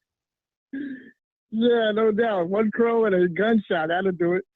Hey, Crawford, man, this guy's still showing his levels, man. He's impressed me every time I watch him.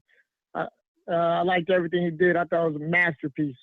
And then Eric Molina, disappointing as hell. I mean, Anthony Joshua, I don't want to big him up too much because can I get somebody in the ring that's willing to swing, that's willing to fight this guy? I mean, he looks good. He's a beast. Yeah, this fucking guy is huge. His legs are huge, everything. But can I get somebody to the swing? I need Bomb Squad in there and someone who's willing to fight him. Bomb Squad! Abramatis. There you go, Bomb Squad. Abramatis looked great. He's back. I'm glad for that. Yep. And like I said, Andy Ruiz, I scored the fight. I had Andy Ruiz winning. I mean, the whole time Joseph Parker was on the bicycle, he's running. Andy Ruiz landed more, so I was happy for that. And then you can't win. Lastly, I don't know why.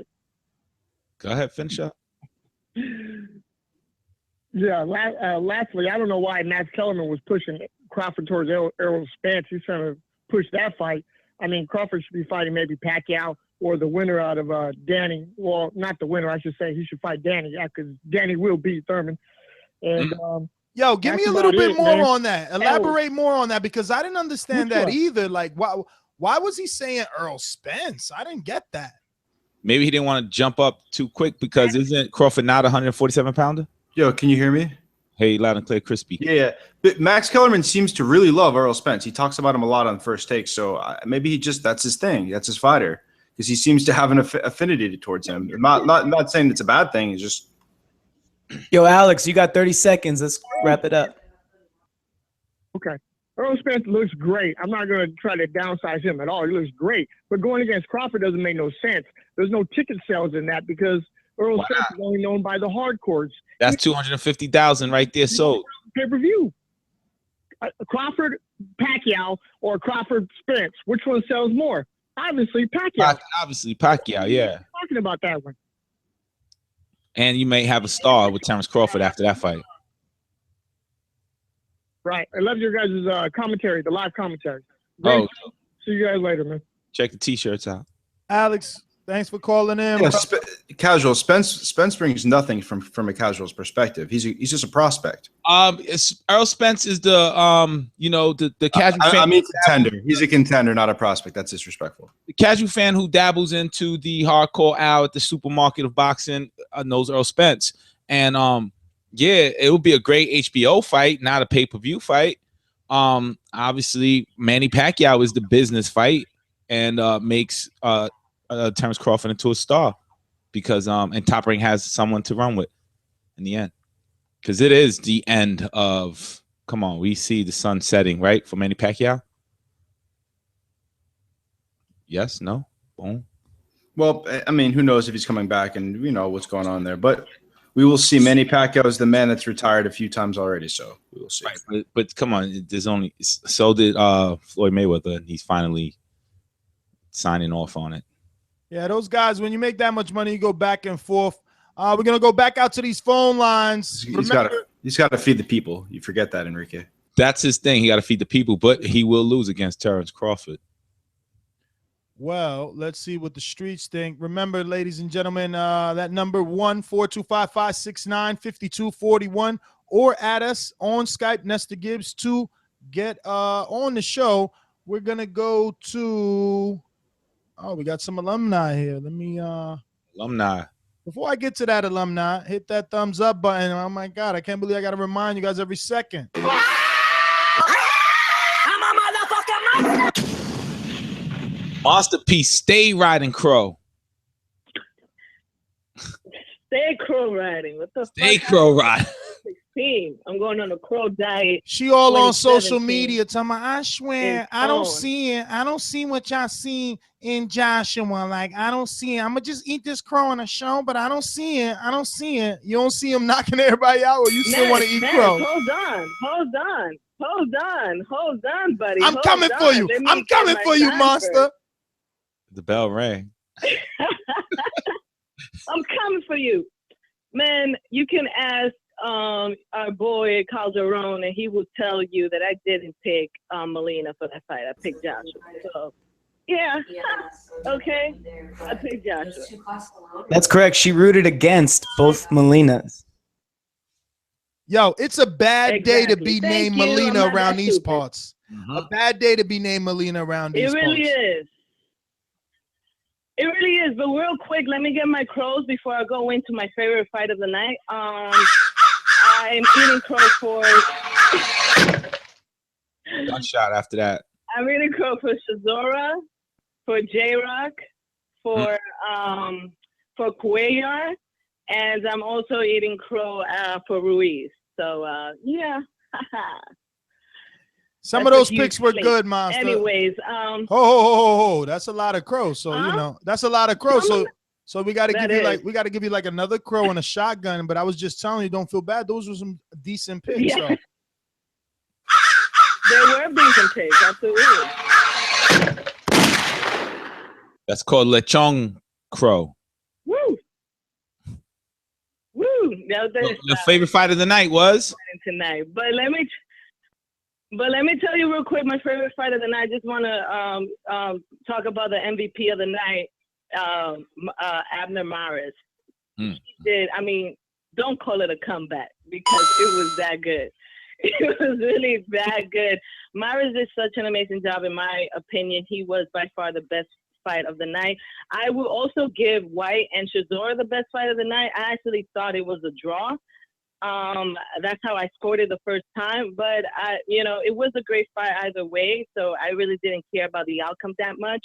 It was really entertaining, but man, that Cuellar and Maris fight, if that doesn't teach you anything about, you know, the how unpredictable boxing can be sometimes, that definitely is. This guy came off of a loss. He also came back off of being away for a year on an injury. He came back and he fought smart. He didn't fight stupid.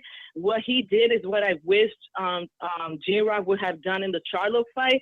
I felt like J-Rock was in front of Charlo just too much, and Charlo was just imposing a lot of his strength and also how big he is on J-Rock. And I don't think J-Rock was moving away from him at all. He was like literally standing in front of him and just trying to engage him and fight him. And it was kind of like, yo, dude, you just got knocked down the second round. You're still standing in front of this guy?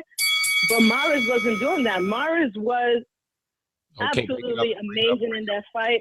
And we got to give him his proud. Can't wait to see him again. All right, Pedazo de Monster. Thank you for calling in. We're going to get to Amin. Amin, talk to us. Hey, what up?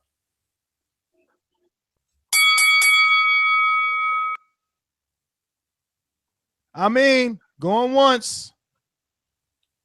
Going twice. No, this is good. This is good gift, good present to people. This is big bonus. I hear some background noise, but I guess we Donald in Richmond, talk to us. What's up, y'all? What's up, Donald? Terence Crawford, he looked great. If you put him in the era with Pernell Whitaker, would he beat him? I don't know. It might be. It's a possibility. I want to say I don't think I get any crow other than I forgot to call back in on Thursday, but I was going to do a bet with MD that Joshua wouldn't stop Molina in 4, but he did. So I don't know. Do I get crow for that? Other than that, all my picks won. But I don't. What are they talking about? Terence Crawford and Errol Spence? I mean, I like them both, and it's like, on my opinion on that, it's like I really like Terence Crawford and I really like Errol Spence, and it's kind of like having a little kid and it's like a child that has his dad and he likes his dad, and then he likes his stepdad and he's like he doesn't want to see his dad and his stepdad fight. And I feel like how could you even talk about that? I mean, if anything, Terence Crawford and Manny Pacquiao. Or even say Manny Pacquiao and Errol Spence because they're in the same division, but I mean I don't want to see that. Too soon? Too soon for Errol Spence or too soon for Terence Crawford? Too soon for Errol Spence, I think. Errol Spence is too big for Crawford, you know, because Errol Spence is really a big welterweight, and Errol Spence could easily be fighting at 154. So I just feel like Errol Spence is too big for him. So don't even talk about Errol Spence and Terence Crawford, you know. But you know, I didn't get to watch the Crawford and Molina fight because I was like doing my daughter's birthday. But I got everything recorded. I'm gonna be watching that in a minute when I get some time. But you know, the other fights, everybody pretty much won. Joshua and Klitschko did. I was hella boring in the ring, and I was just like, Klitschko, like I think your career is about to end. I think Joshua made not Klitschko out, but we all know that Klitschko's tactic is like punch, punch, hold, punch, punch, hold. Yeah, he's stick and hold. He didn't near to hold Joshua because Joshua is physically really strong. I don't think Klitschko's punch and hold tactic will work with Joshua because I think Joshua is just too physically strong for him. If my memory serves me well, I think Molina tried to hold him and he had like shoved him right out of and unlocked himself out of the hold. Klitschko's no Molina though. Yeah, but so is Joshua was like, get out of here. Yeah, so I just think this dude is too damn strong, man. That's exactly what Klitschko would do to Molina too, to be honest. To Molina, but not to AJ. Yeah. Well, that's to be seen, right? That's why they fight, right? To be seen, yeah. That's going to be a friendly fight because Klitschko is friendly. I want to see the Bomb Squad AJ pre-fight stuff. You know, see how. Yeah, that's just the next great fight that we gotta wait for because that's just in the heavyweight division. That's the only thing. Like you know, if Joshua. That's going to be like the Mike Tyson Lennox Lewis. And it's also important to note that Wilder said on the broadcast that he's looking for a comeback fight in February before, you know, he gets in the ring against I guess a top contender. So, which is perfect. Yeah, no. His injury, they were showing the severity of the injury. So, you know, as a pro athlete, he is, that's his decision to go back and get an easy fight before he goes into. No, but outside of that, it works with the timeline. You need him to shake off the rust in February, make sure that the hand works, and then Vladimir. But who do you expect to see him fight then? Vladimir Joshua happens in April. Then the two of them sign to fight 3 months later. Can you tell me a possible fight for him in February? Well, there's negotiations with Fury, but he mentioned on the broadcast that there's numerous people. It all depends on who wants to sign the dotted line. Not everybody wants to die. True. It's true. I don't know why MD thinks that. Well, no. To be fair, well, I'm saying, and because he's man, the guy's a champ. Well, he's facing an opponent. Well, he's the bottom line is his opponents end up in the hospital. The bottom line is, since he was in the hospital after his last fight with his hand, he needs to take an opponent that is there so he could get rounds and get the hand confident again. So that might take a special opponent to get in there because he's not going to be taking a top 5 opponent. Now, I'm not shitting on the fight, but that's just we have to expect what he's going to get. Right about that. Let's get back out to the phone lines. You know the number 1-425-569-5241. And if you want to call us internationally, add Nestor Gibbs on Skype. Speaking of international calls, we're going to Muhammad. Muhammad, where you calling in from? Muhammad. Yo, I'm calling from Mauritania. It's in Africa, West Africa. Oh, Africa. Damn, I always just thought it was the UK. Look at that. I thought he was from Morocco. No. It's below Morocco. It's between Morocco and Senegal. West Africa, man. We are international. Check that out. So, first of all, let me just say, how you doing? How was your weekend? And hey, it was great, man. A lot of great fights. First of all, let me say that your reaction video, that was great, man. I really enjoyed it. You should do that for every fight. Which reaction video? You mean the commentary? Yeah, the commentary. Yeah, I saw the first one, Joshua versus Molina, and it was really great. But why you all keep hiding the food, man? You should show us the food. Yo, Alex Doomday showed up with the buffalo wings. I didn't even want to show the food, man. I was like, no, but then I'm like, fuck it, I gotta eat. Yeah, we were pigging out. You guys licking your fingers and stuff. Tasty stuff over there. Enrique, I saw you, man. You were representing. Yeah, man. Thanks a lot, Morocco. Damn, Muhammad. About to call you Morocco. Yeah, I was about to call you Morocco. My fault. Yeah, man. So how do you watch your fights though? You stream them? I can stream. No, man. I got beIN Sports. I got everything for free. I mean, I pay a subscription, but I have everything in HD. I have like 15 HD channels. So I have everything. What you have? You have beIN Sports or BT Sports? No, beIN Sports. And you get to watch. I think you have it in the US too, right? Yeah, we got beIN, but you get to watch HBO fights on beIN Sports. Yeah, I got to watch everything because in the States they cannot show HBO. Yeah, the same network will have like specific markets, and certain markets have exactly. Yeah, like like in Canada they pay pay-per-view for a regular HBO what is it, Adonis Stevens fight or Pascal fight, and we get it for free. So it all depends on your market. Let Muhammad get his call in. Tell us about the fights, Muhammad. I have beIN Sport in Arabic. I have it in French, and I have it in English. So everything I can see, for free, almost for free. I pay a yearly subscription, and I have everything. Anyway, I wanted to talk about the heavyweight. It's really exciting. A lot of question marks that are going to be answered in 2017. Respect to Joshua. He's exciting. He's what boxing is right now. But hey, you have Deontay Wilder, you have Vladimir Klitschko, Luis King Kong Ortiz, you have Parker. I mean, let's just wait and see what's going to happen. I cannot predict who's going to beat who. Shannon Briggs, don't forget about him. Yeah, you're right. Shannon Briggs, David Haye, because David Haye actually knocked out Chisora, which Tyson Fury could not do, and Dylan White could not do either. Plus, I want to see how Joshua reacts when he gets hit. That's something really I'm interested, especially if it's a shot from Wilder, So that's something I'm really excited about. And there is a video of AJ getting hurt. There is a video of AJ getting hurt in the amateurs, and I know it's amateurs, but MD, there should be a rule when you hear the clap that you let the caller finish. Okay, my bad. Yeah. Anyway, big respect to Abner Mares, because had he lost that fight, he would have been finished. Now he's relevant, 4-time world champion, so you have to give him props. Charlo, what can I say? I mean, that guy is a real serious threat for everybody. Canelo now has problems. He stays at 154. He has Charlo. He goes up, Triple G. So I don't want to be in his shoes right now. So that's my call, and keep up the good work. Thank you. We're going to go with the commentary live on the next big fight in the new year.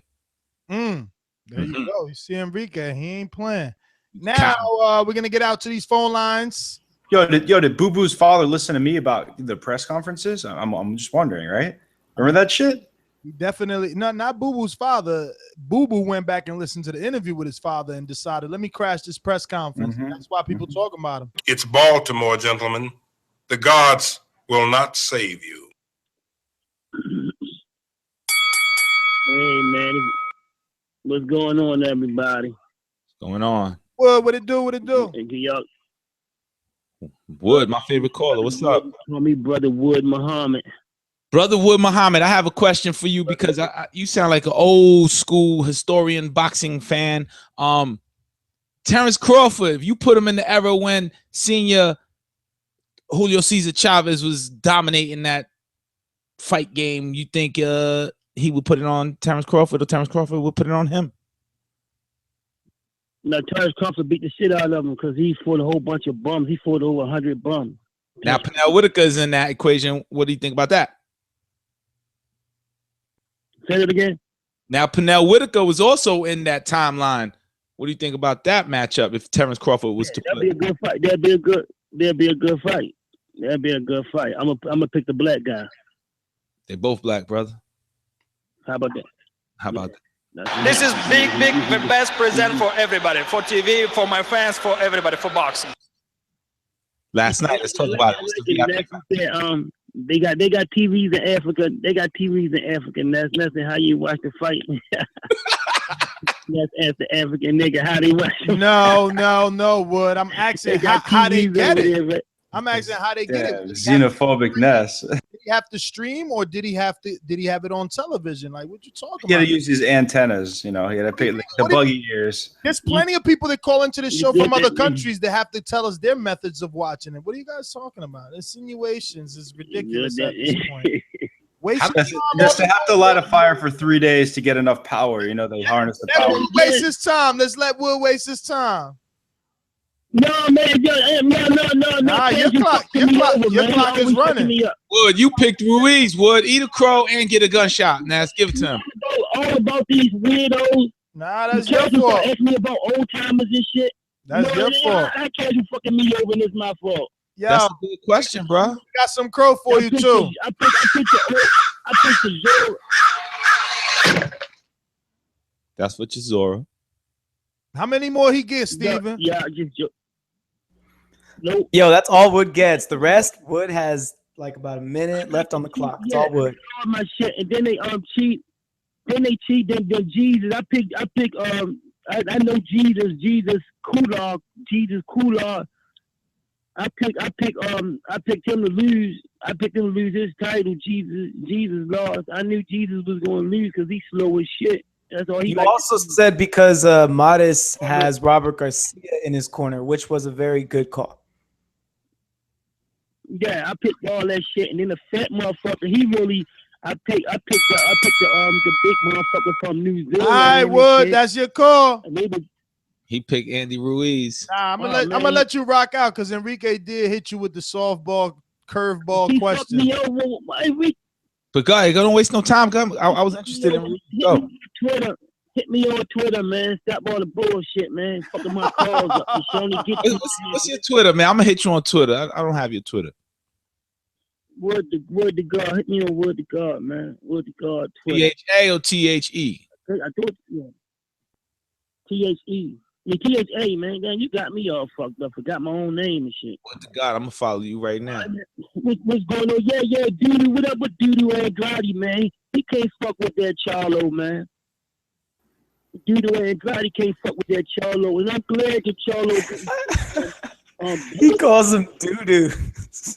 Yo, Wood, why not? You don't think he has a chance? No, yeah, he probably have a chance, but I don't think he's not active enough. This motherfucker fuck around. Ness tried to school his old ass father last week, but his old father. I see why Doodoo don't get in the ring because his father lost. Man, they need different promoters, man. And them motherfuckers don't know the game. Ness was trying to school his motherfucker last week. His father and shit. Doodoo and his father don't got a fucking doodoo ass promoter. And I'm glad. Wood, how you keep calling him Doodoo if your name Ernie? Come on, man. His name ain't Ernie. His name was Paul, man. Hey, Wood, we got to get to some other calls. We gave you some backup time there. We going to Larry in San Francisco, who has to give us some crow or eat some crow.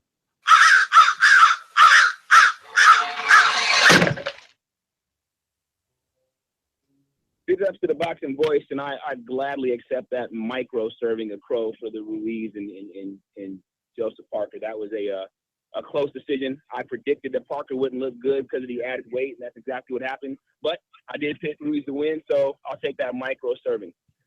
Hey, but Ness, real quick, load the clip for me. I got a gunshot victim here. That was for Wood with his blasphemous remark about Chavez being a bum and fighting bums. On earth you talking about, man? Julio Cesar Chavez is one of the greatest fighters of the last 30 or 40 years. Stop it with that. Back to the other things. Big ups to Jermall Charlo for one of the most devastating knockouts that I've seen this year. Endured a lot of trash talk from J-Rock, endured a lot of hipsters picking, and I mentioned that on the last show too. J-Rock has not been in tough enough to be getting the kind of love he was getting in terms of beating Jermall Charlo. It was possible he could have did it. He boxed real well. He did the things that the people who thought he was going to win thought he was going to do, but at the end of the day, the difference in power and that cold setup uppercut at the end of the fight move that he put on him was the difference.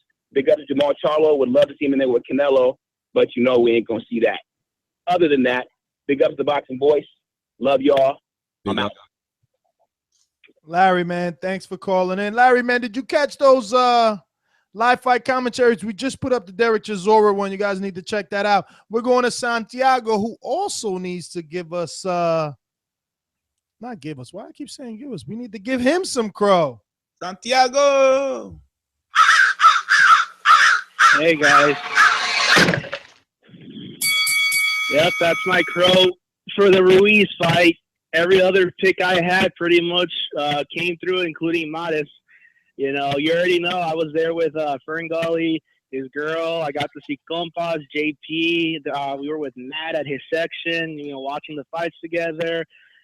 And honestly, it was a great night. I was very happy to see Morris proved me right that he hadn't spent his last bullet yet. You know, I think that if he keeps this up the way he's doing, he could still prolong his career.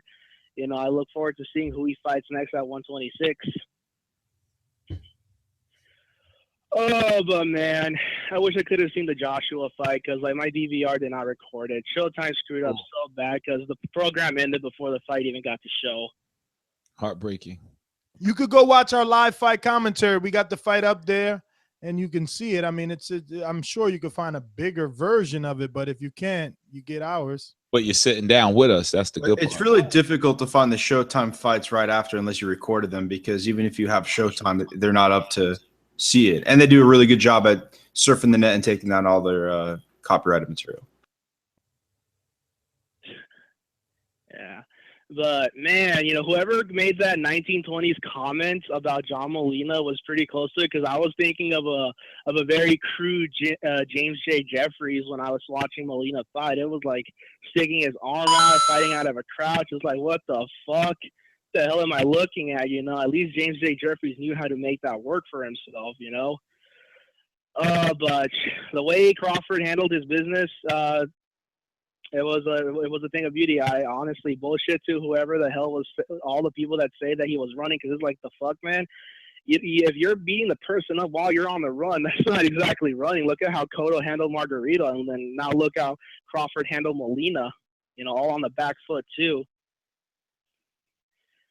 Oh, and shout out to Larry too for correcting, accurately representing what kind of fighter Chavez was too. Because personally, if Crawford and Chavez were to fight, I could see that fight turning out like Chavez Taylor personally. Wait, what do you mean how Cotto handled Margarito, by the way? You're talking about like the eye that Pacquiao fucked up that got. Yeah, the rematch, man, because I thought Margarito was doing his thing until that eye swole up. That's just my opinion. no, but think about it. Jim Lampley was the one who called it and basically said that Cotto was winning the fight running away, and it's like, if people are gonna say that Crawford's running, then yeah, he was running, but he was winning the fight running away. If they're gonna call it that.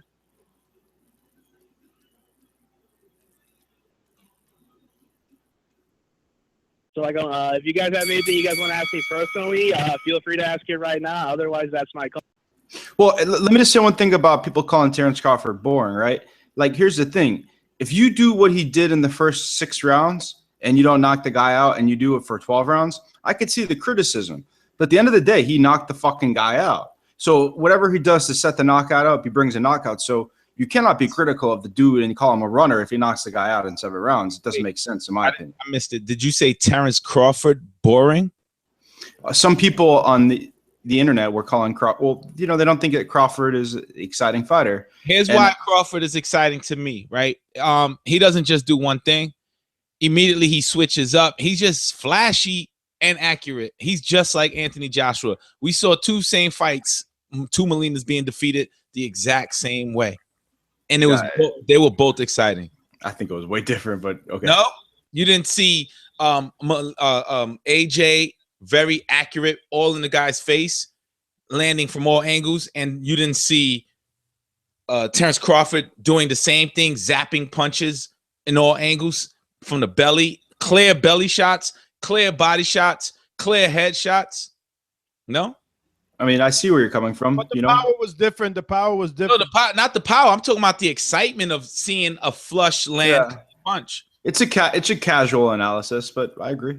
Yeah, so I didn't see that boring, and the casual fan would be bored of the first 4 rounds or the entire fight of the Andy Ruiz Joseph Parker fight, which I fast forwarded. I didn't see it. So Wilton Henry, shout out to you. Stop it. Yo. Scott Quigg put me to sleep, though. Scott Quigg put me to sleep. Andy Ruiz, I fast forwarded because you came to the house. Yo, you know what'll wake you up though is that awesome fan review that we got. Ness, why don't you hit everybody with that other review we got? It was amazing. Thumbs up also help with the waking up. You're right. One of a kind is the title, and it's another 5-star review, and it comes from Joe Core. And he says, for the hardcore fans that want to hear and give input on all fighters, both sides of every argument, these guys do a great job arguing, making fun of each other, and still manage to keep it professional. Good job, guys. Well, thank you, my friend, and good job to you for dropping us that 5-star review. Remember to rate us 5 stars on iTunes. We're going out to Skype. We're going to Steve. First time calling in, Steve? No, I've called once before. All right, Steve. Hello? So talk to us, brother. You have an accent. Where are you from? Yeah, I'm just London. Nice. Staying up late with us, man.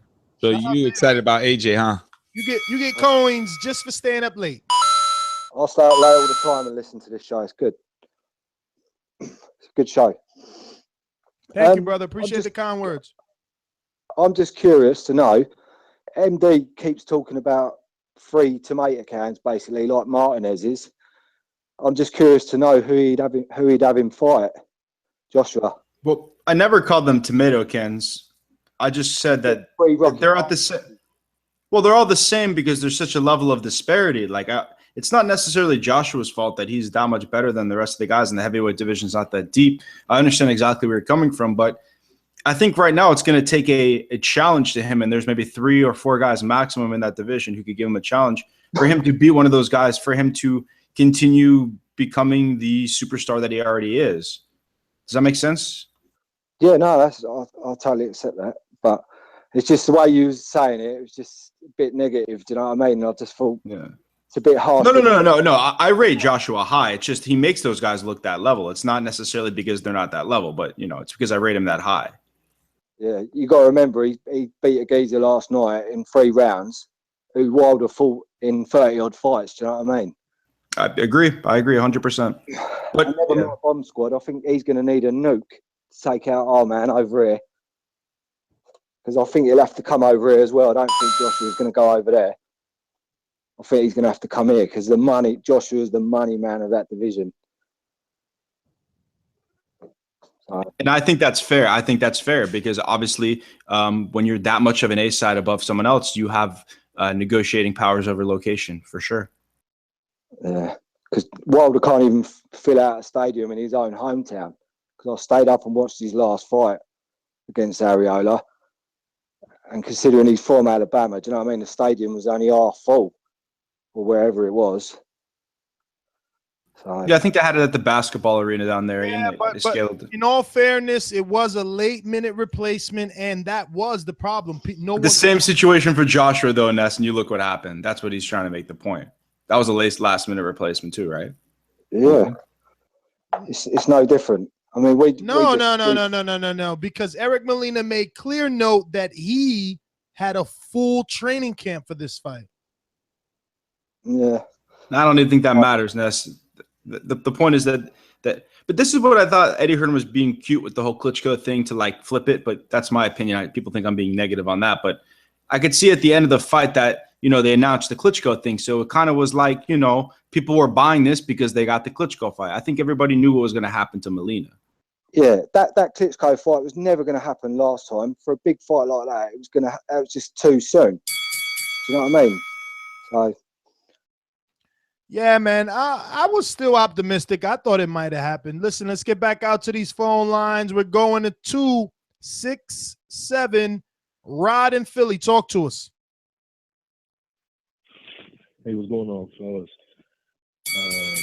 Yeah, I want to start by talking about the Molina and Joshua fight. I mean, I felt like as soon as the fight started, I felt like Molina was intimidated by his size. The difference between Wilder and Joshua, I feel like Wilder's more like he's more lean, and Joshua's like real muscular. I think that intimidated Molina. He didn't even want to throw a punch, and I mean, as soon as he got hit, he just crumbled to the power. So I was kind of disappointed. I thought Molina would at least be able to hurt him. So a little bit disappointed in that, but Joshua showed that he's, I think he's legit, but I still want to see him against one of the next elite heavyweights, maybe Deontay Wilder. Let's see. I definitely got to eat some pro on the J-Rock Charlo fight. I was bigging up J-Rock for the longest. I just feel like Charlo was just a lot bigger. He looked like a 160-pounder in there. His size and power just took over. And even like Birdman said,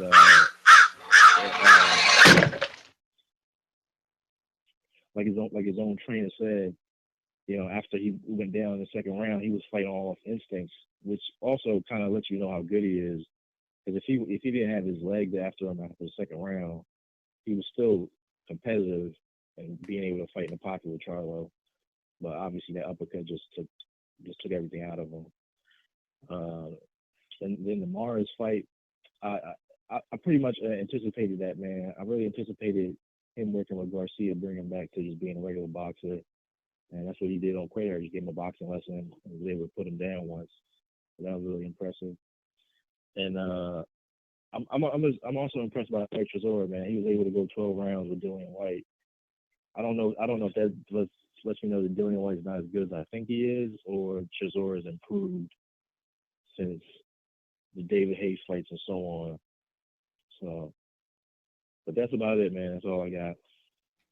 All right, Rod. Well, thank you for calling in, brother. We're going to go back out to the Skype. We got JD. Talk to us.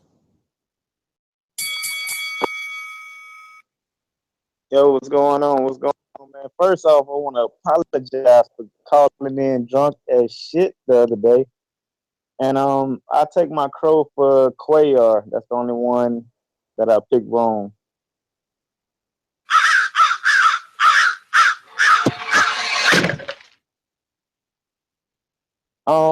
Few fights, man. First of all, like, now I know what it feels like to be a football fan on Sunday, because like that was just boxing all day, man. I just OD'd on boxing. It was great. a few things I want to point out.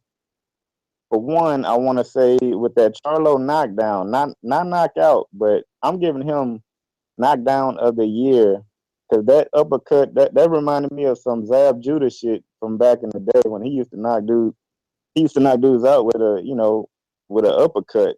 I mean, that's one of the most beautiful knockouts or knockdowns you can get. You mean Costa Zoo on Zab Judah? No, Zab used to knock dudes out with, like, he used to do that same style. Like, I used to study this dude back when I was boxing. I used to learn from boxing by studying Zab, and he used to knock dudes out like straight with a counter uppercut. Just beautiful.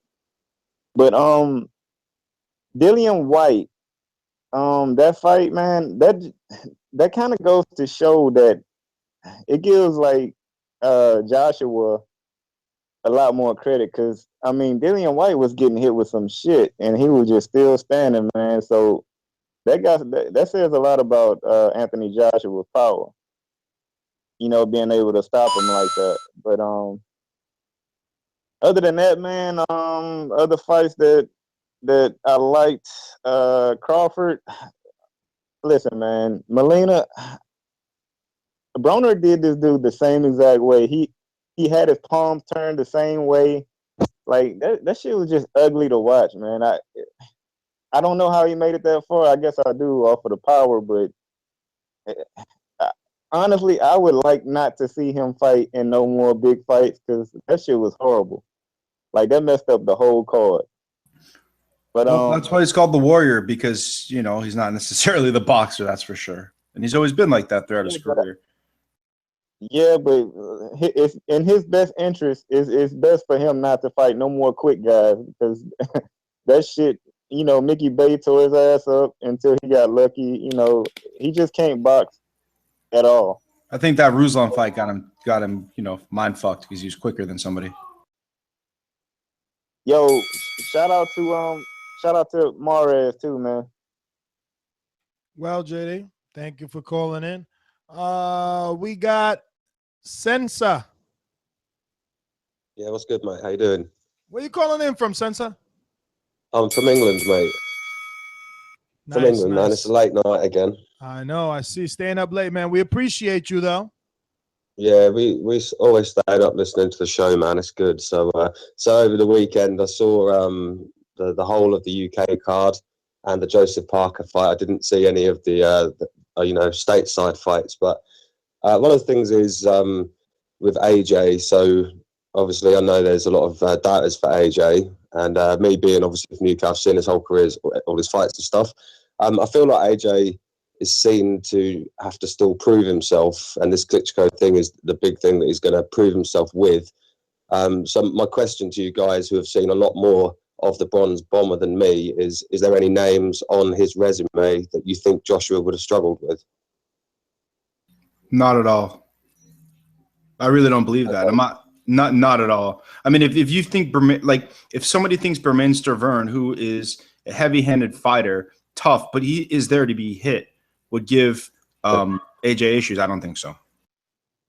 No, that's what I was thinking. I've looked at his resume and obviously Stavern is the one that you would think, okay, maybe he would be the one. But so it's sort of like Joshua needs to beat Klitschko to then be considered good enough to face Wilder. But who do you think would find Klitschko the easier fight, AJ or Wilder? Because I saw the Spilka fight and the Areola fight, and I wasn't that impressed. I mean, that's what I'm saying. And this doesn't get it. Like, the Klitschko win is not only a higher payday, it's also a better win at this point of their careers, because Klitschko just lost a fight to Tyson Fury, who, is gone. And, that's just one fight. We can't forget the body of work that he's done, but again, we don't know what Klitschko we're going to get. So that's true. That's true. On the other thing is, after watching Parker, I'd only seen highlights before this fight. Again, I think Parker and Ruiz wouldn't want any part of AJ. I think AJ would get both of them out of there.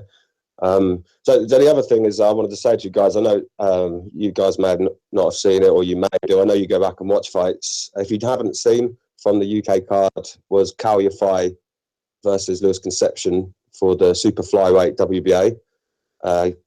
Calify is worth watching if you haven't seen that fight. And the other fight was Burton versus Buglioni for the British title. Absolutely brilliant fight. I don't know if either of you guys seen that at all. I have not. I do. They gave me a link to the Calify fight, but I have to watch it. Yeah, you should watch that because obviously Calify is the champion and the same weight division as Gonzalez, which could be interesting, further down the line. Yeah, I mean, especially with a title, I'm sure HBO would do something that sense of. But thank you for calling in, staying up late with us over in the UK. Remember, you could call in internationally, absolutely free too, by adding Nestor Gibbs on Skype. You can find the spelling right here on the YouTube channel in our overlay. I want to get back out to the streets. And who we got next? It looks like 267, the city of brotherly love, Philadelphia. Hit that thumbs up button if you're watching this on YouTube. 267, you're live on TBV. Who's this? Yo, what up? This Ken, aka Nasir, out of Philly. Nasir, is this your first time calling in? Nah, I called in a long time ago, but Okay. Just want to make sure we got you. So Nasir, man, talk to us. Yeah, real quick. What up, Ness? Shout out to you. I just want to say I met you in Philly. Nice. Garcia versus Peterson. Lamont Peterson, yeah. So Wait, Lamont Peterson and Garcia fought in Brooklyn.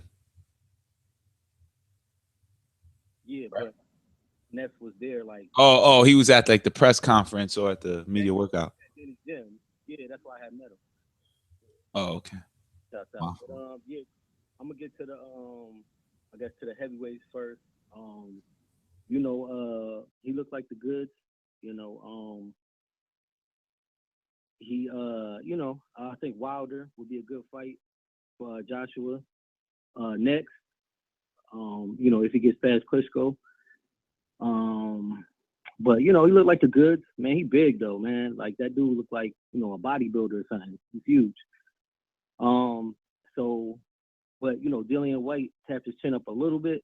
So I think that's where Deontay Wilder will be a threat. But he looked like the goods, man. He looked like he's gonna take over the heavyweight division.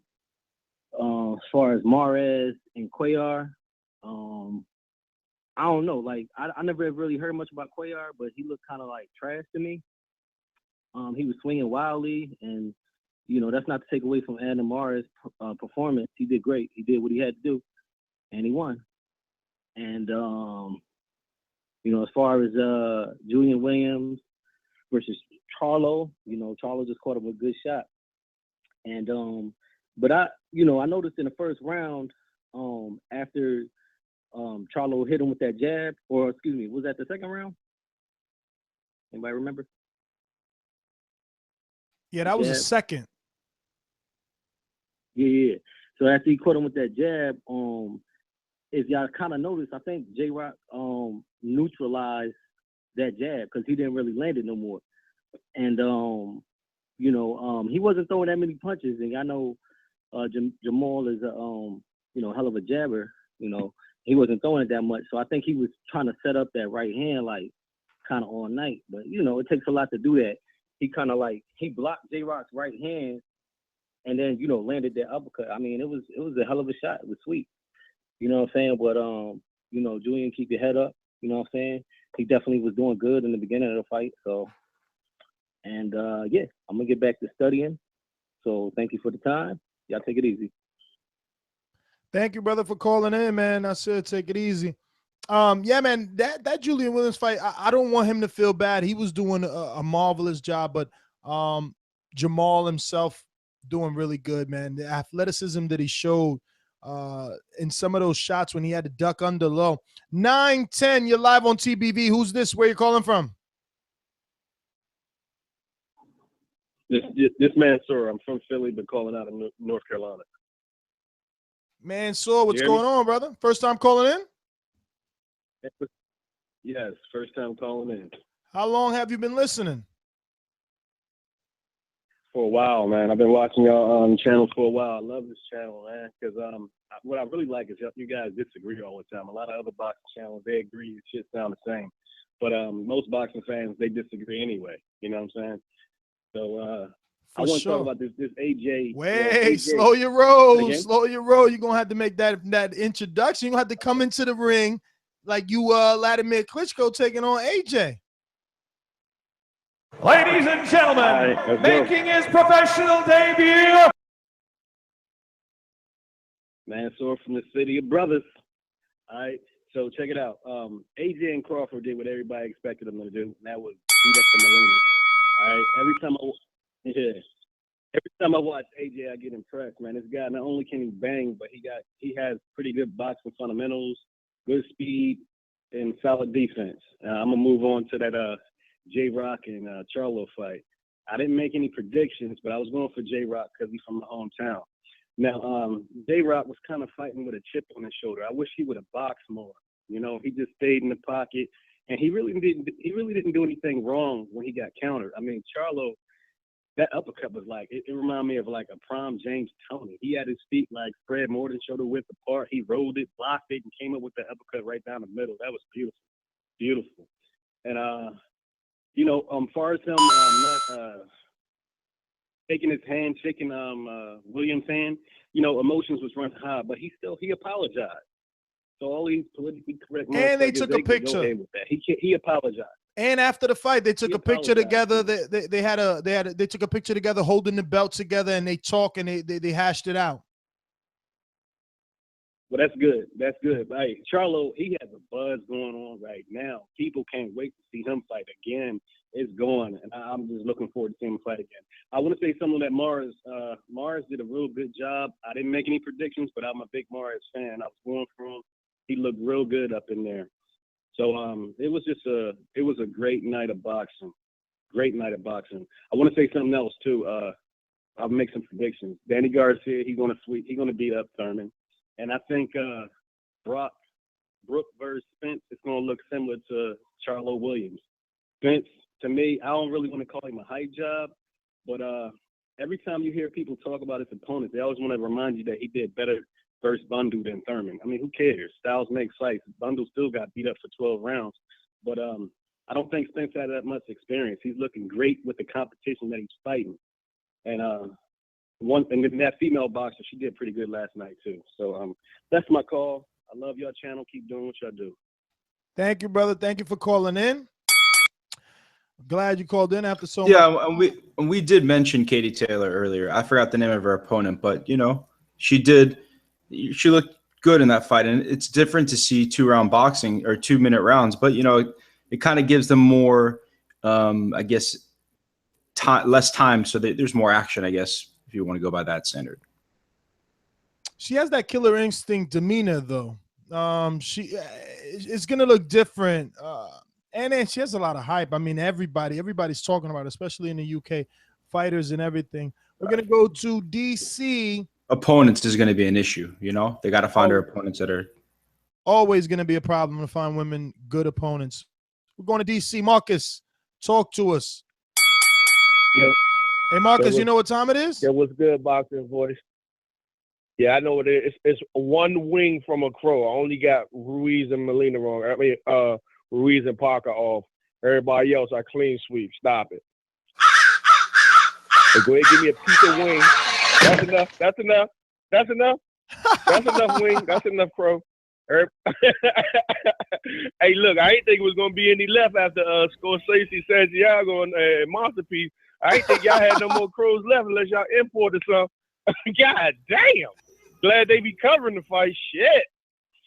So look, I'm gonna start at the top. Yo, check this out. Yo, the Anthony Joshua, when he pumped that jab and turned that hook over on Eric Molina face, I was like, yo, that should be the new immediate reaction face instead of Curtis Stevenson. Because when Molina caught that hook, like, oh shit, coach, you ain't tell me Joshua had a fucking hook. The fight was over with. Derek Chisora and Dylan White, man, they should have been on the undercard of Billy Ho Sanders. Move the ping pong tables out and let them fight in the YMCA some goddamn way. You know what I'm saying? Terence Crawford is must-see fucking TV, man. He's a technician. He manufactures knockouts.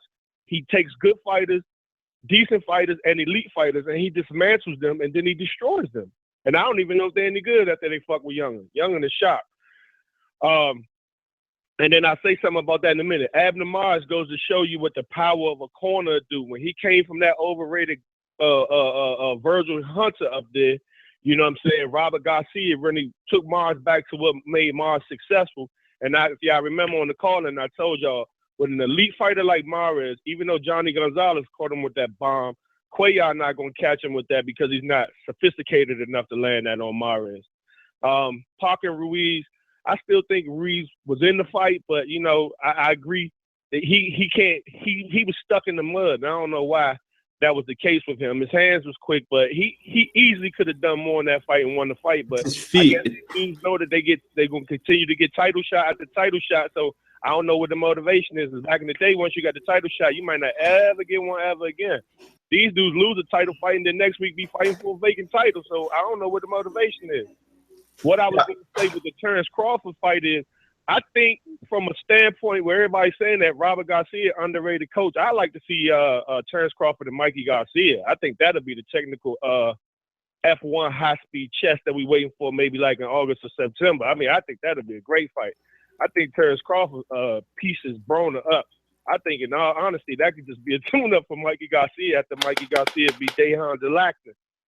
You know what I mean? And, yeah, man, Joshua, he looked pretty good, man. You know what I'm saying? He was looking like Isaac Frost off a Fight Night champion and shit. So I'd like to see him fight one more dude.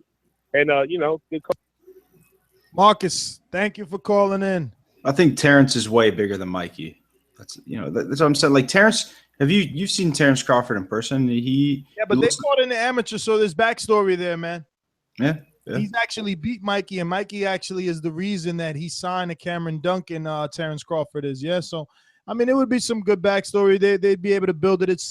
I don't know. I mean, Mikey's kind of doing business with Heyman. I'm sure Heyman has some sort of options on these fights that he's getting. But Mikey didn't Mikey make a point that he kind of wanted to be a free agent and do whatever he wanted to do? So he seems to be flexible. You could be a free agent, MD, but like if I get you a fight, I might have an option on your next fight. Let me get but I think that was the whole point of him going out on his own. But we could continue. Yeah, but I doubt anyone who's gonna give you a fight by fight. Like, I know those exist, but what I mean is like you win a title because of me and you can turn around and go fight it on HBO. I doubt it. I mean, maybe the long-term goal is to get where he is, like with like the, like the Cotto or the Floyd or the Canelo, maybe where it's like. But even the Cottos, the Floyds, and the Canelo, they all have a network which they're obligated to. Yeah, I feel you. Class and Bound, my friend. What's going on? What's going on? Talk to us.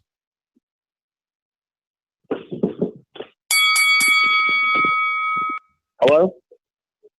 You're up. Oh, okay, cool. Hey, what's going on?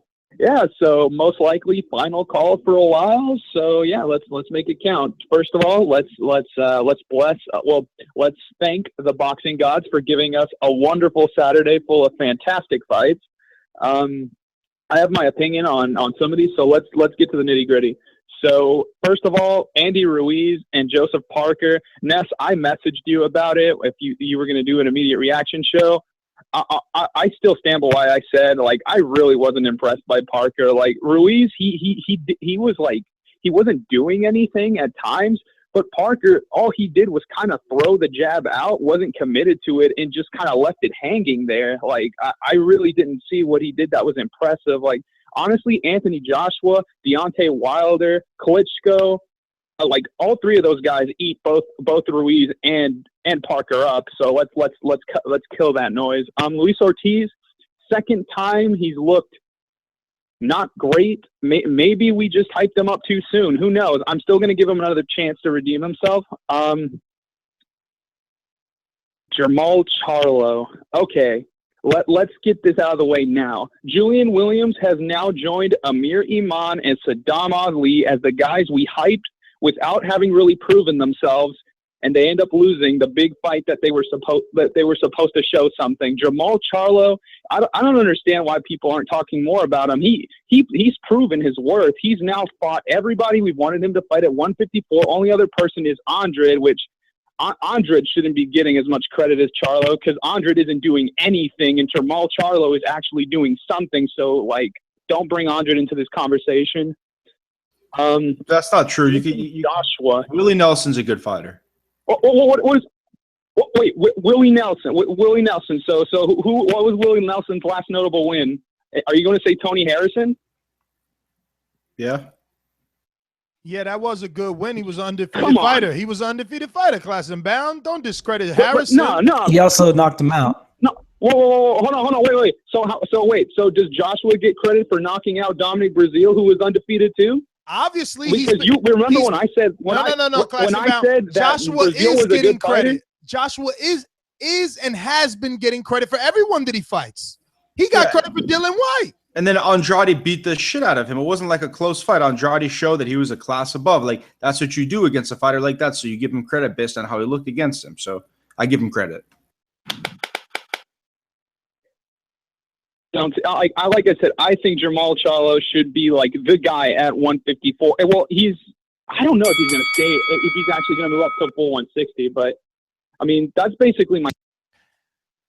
Man, I love how we all get so excited after a guy wins. Yeah, hold on, let's not real quick. forget about Lara. Let's not forget about Lara either. Can we go back to Class and Bound, because he had mentioned that this might be the last time he's calling in for a while. Is he going into the service? He's shipping out. Class and Yeah, Bound. let's give him another minute, man. Let's give him another minute. He deserves it.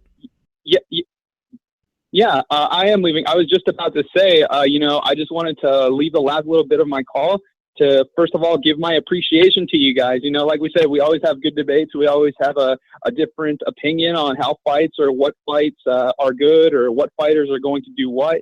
And I just want to give you guys my deep sincerity and just say that you guys continue to do what you're doing. You give people like me and other boxing addicts a platform to spread our ideas. Maybe it's not always popular, but this is like the best place for hardcores and upcoming hardcores that are casuals alike to get together and really mesh and blend ideas about what we love about boxing. And I thank you for that so much. Class and Bound, man. You think you're going to be able to, because we've had other people that join the service that get to listen. Hopefully you still get to listen, man. We want to wish you the best. Hopefully you stay safe, brother. You stay safe, yeah, and you spread the word out there. Once you do find a way, because I'm pretty sure they'll give you guys means to get on the internet. Once you do find a way, you spread the word, brother, and you get those your friends over there to definitely call in. But keep us in your heart, because we're gonna be thinking about you as well, man. We wish you the best. All right, thank you. All right, brother. Josh from New Orleans, talk to us. Yeah, first I'm gonna say that was a good display on boxing last night, and I am old crow for Williams and Charlo prediction.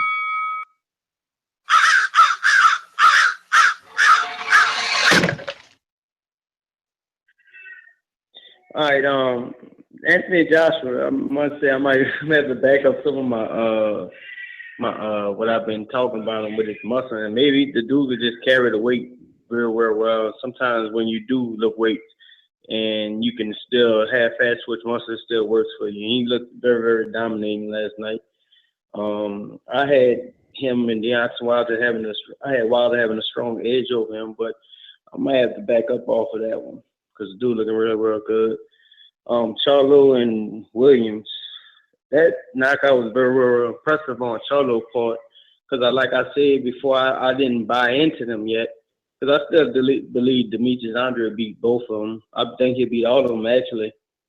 But Charlo stopped him, and it was like devastating because I thought J-Rock was still coming back and winning the fight. And I was looking forward to the later rounds of the fight because how the fight was going, I just felt like J-Rock was about to take over. And he never got that point. So, I mean, Charlo did a real, real good thing with that. What he did after the fight showed that he needed to mature for getting a little more class and know how to be humble after a win like that, because that was a big win. But I do think he was had a little doubt in himself, and he was excited. So maybe that's why he reacted the way he reacted. Amaris, I always knew he was a good fighter. He didn't surprise me. I just think he always been a mental case. It just depends on where he show up mentally. So maybe Robert Garcia and him have a better connection did. Virgil Hunter, which the caller before said something about him being overhyped, which ain't true. It's just that I don't think Virgin Hunter had that connection with Amaris, and maybe Robert Garcia have a better one. Terence Crawford, man, the dude to me, he on some Floyd Mayweather shit, man. I'm talking about talent just everywhere. Anybody stepping in the ring with Terence Crawford, I mean, the dude do everything. He bring everything for his fighting style. He could bang, he could punch, he can box. He's smart. He have fun. So he gonna be a hard dude to beat. The hyping of him and Errol Spence Jr., I really don't like it because, like I said, and I heard another caller say, Errol Spence Jr. to me could be fighting at 154 anytime. Then he a real big welterweight. So I don't know how much longer he gonna be at 147. But Crawford the real deal, and I don't want his number nobody take nothing away from the dude. I didn't watch the White fight, and I didn't. I watched a little bit of the Paul and the Ruiz fight, but I wasn't too impressed. I mean, as far as everything else, that's pretty much what it was. And I want to see Demetrius Andre get in the ring with one of them Charlo brothers. So like I said, I think he beat them both. Great call, brother. Thanks for calling in. We're going to go out to some other callers here. Want to remind everyone to hit that thumbs up button. Very important with the visibility of the show. MD, anything that last caller invoked in you? I mean, were you liking what's his name? Jermall Charlo's Liberace sunglasses? Yeah. Like, what is that? Yo, is that like, am I just not up on like fashion or what? Like, what the fuck is that? Well, I don't know, but I never understood the whole glasses indoors thing.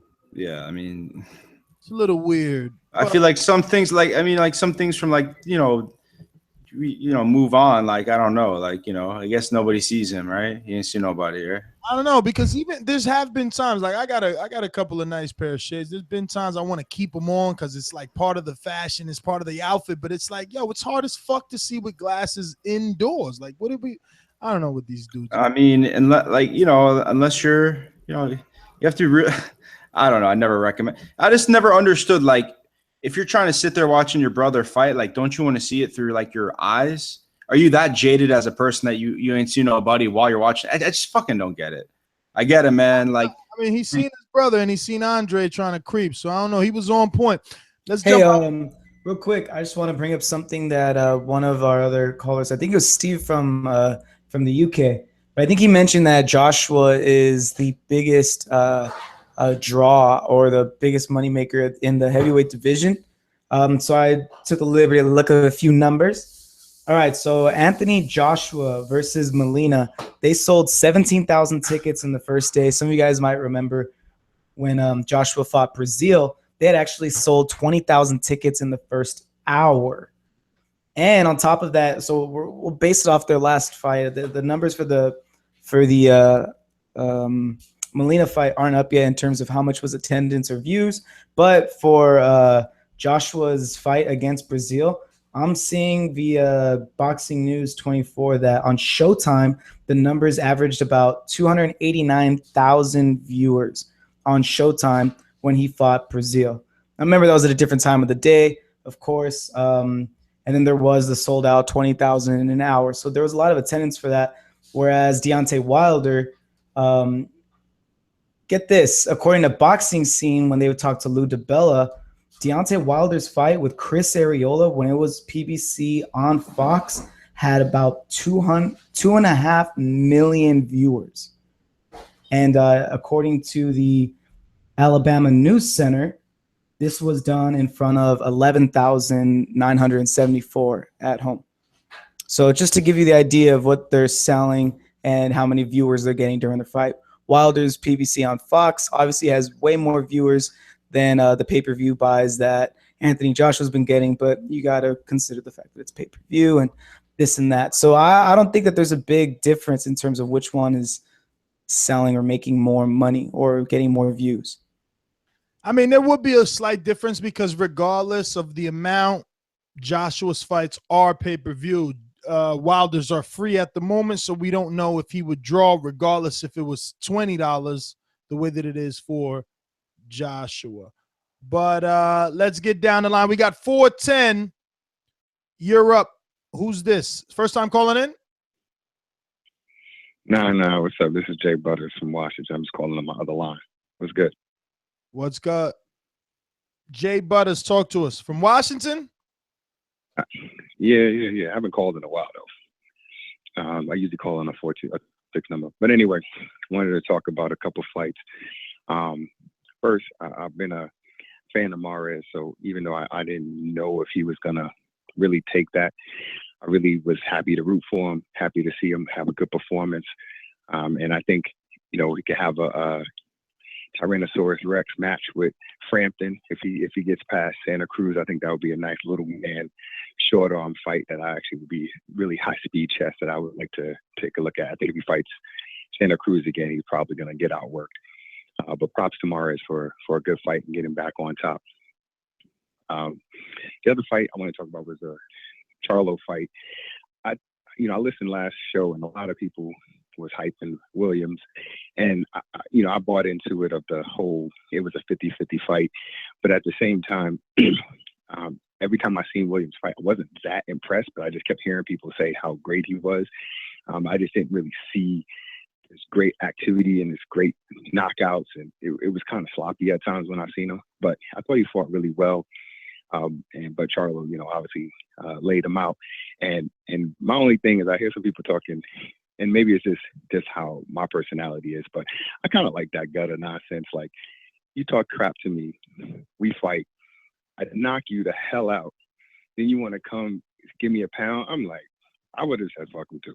So I thought he was gonna go to the dark side. I loved him embracing the booze and all of that, because it's not about being a nice guy. Somebody's talking crap about you and then they come and take your head off, and then now you're supposed to be best friends. So I'm cool if he didn't want to shake his hands. It's cool that they made up or whatever, but if he didn't, I thought that would actually have given him more personality than just trying to be the nice guy and apologizing and all of that. But that's just my thoughts. Anyway, that's my call. I'll get up with y'all later. All right, Jay Butters, thanks for calling in. D in Atlanta, talk to us. Hello. Yes, sir. Casual fan still on? The casual fan still on? Because I have to get on him about that Pernell Whitaker, Terence Crawford thing. I think he's crazy for saying Terence Crawford beats Pernell Whitaker. People keep forgetting how good Pernell Whitaker really was, how defensively good he really was. I don't even think Terence Crawford touched Pernell Whitaker.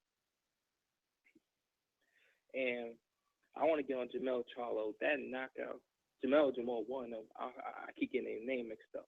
That knockout was vicious.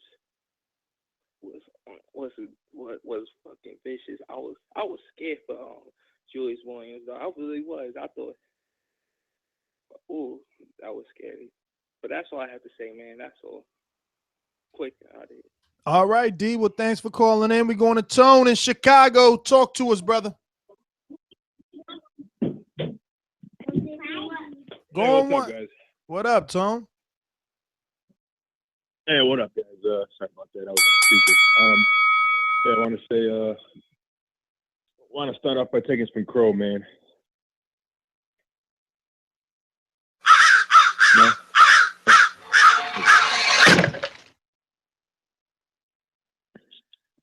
Yeah, I got that Mares fight wrong. I was definitely going for Cuellar. Besides that, I had J-Rock Williams. I thought he was going to win. And Andy Ruiz. I was going for Andy Ruiz. I didn't make official picks with you guys, but, I'm definitely man enough to admit that I was wrong on those three. Besides that, I was really, really impressed with Charlo. I didn't feel he was quite tested enough, so that's why. Well, neither was J-Rock, but I was still going off the eye test, and I just felt like J-Rock would win. But Charlo definitely showed me some things. Used his boxing skills, showed me some power, and he's a big boy, man. I think he's did he say he's moving up to 160 after this? Well, he made it clear that if he could get that Canelo fight, he'd stay down there because his stablemate is the other champion, and then his brother's the other champion. So it's only one guy he could actually put his hands on. Yeah, that makes sense. But seems like he's definitely got that frame. He's got that body. I think he's more than ready for 160 and to take on, maybe a lesser guy than Golovkin first, but then, down the line, if they can do business, that'd be good to see. Besides that, I was really impressed with Mares too. I didn't know how Mares is going to come back. Looks like that that pairing with Robert Garcia, that's pretty good so far. But Mars definitely uses boxing skill, uses experience, and he's avoiding shots, and he fought a good fight, man. Got to give it up to him. Besides that, I don't know if you guys watched that Ray Beltran fight, man. Ray Beltran and Mason Menard. I watched it, actually. We just haven't spoken about it.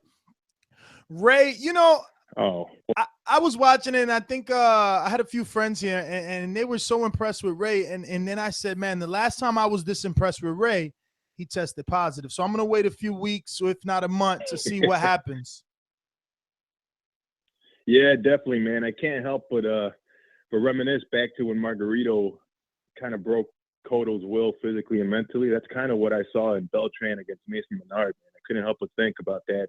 Not to say anything about that he's got loaded gloves or anything like that. I just watching that fight, that was the first thing that came to mind. I was like, man, this looks exactly the way Margarito just kept coming, kept pressing Cotto, and then we found out what happened later on. But that's kind of what Beltran reminded me of, man. I mean, he was relentless. He was throwing some hard shots, and he looked like a killer in there, man. He looked like he was just a flat-out assassin in there and went right after Mason Menard, broke him down physically, mentally, and I mean, even in the corner, so his corner knew it, and they were trying to get him out of that fight as well. So other than that, good night of fight.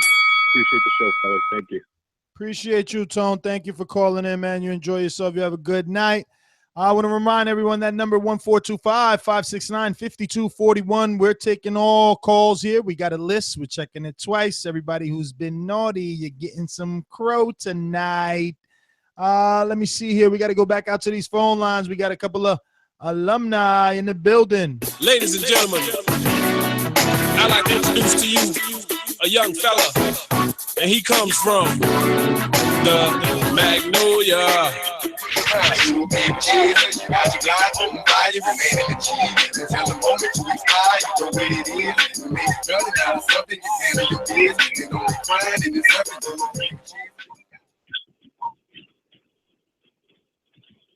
Whoa! What's good, people? What up, NL? What up? What's going on? You en route somewhere? Man, you already know, man. I'm right here in August, so I'm on. I just got on interstate on I-40. You know what I'm saying? Making my way up north, on my way to Pittsburgh, baby. Okay. Yeah, we got truck on tonight. We wide open. There we go. Look, let me start it off. Yeah. Then we wide open. I'm full of that energy drink and everything. I'm riding all night. Money calling. It's Christmas time, baby. But look here. That was a nice knockout by Charlo. You know what I'm saying? He showed me something with this win. He showed me something with that. I think he should be candidate for fight of the year. It's gonna be a toss-up. If he don't get it, I have a problem with it. If they give it to Crawford, you know what I'm saying? Either way, I wouldn't even really trip out about it. Now, on the Crawford win, that was a tune-up fight, but he showed some real good skills in there. You know what I'm saying? He was fighting a fighter with who wasn't on his level. We all know that. I already stated my opinion on that, but for the victory before that, the Pro Star win, like, man, that dude the next Mayweather, man. I'm putting that out there. Crawford the next Floyd Mayweather. Just give him a little more time. He gonna prove it to everybody who ain't on board. But like the feet, the footwork, man, the defense, the speed, you know what I'm saying, the ability to switch from, you know what I'm saying, orthodox to soul. Yeah, he is true, man. That dude the truth. When he get to 147, that's gonna be real interesting. And let me get that quote for the Moraz fight. I thought he was shot. He still got a little bit left in the tank. Like, he got to do a couple of rematches, then maybe I'll get back on board with. Let me get that quote.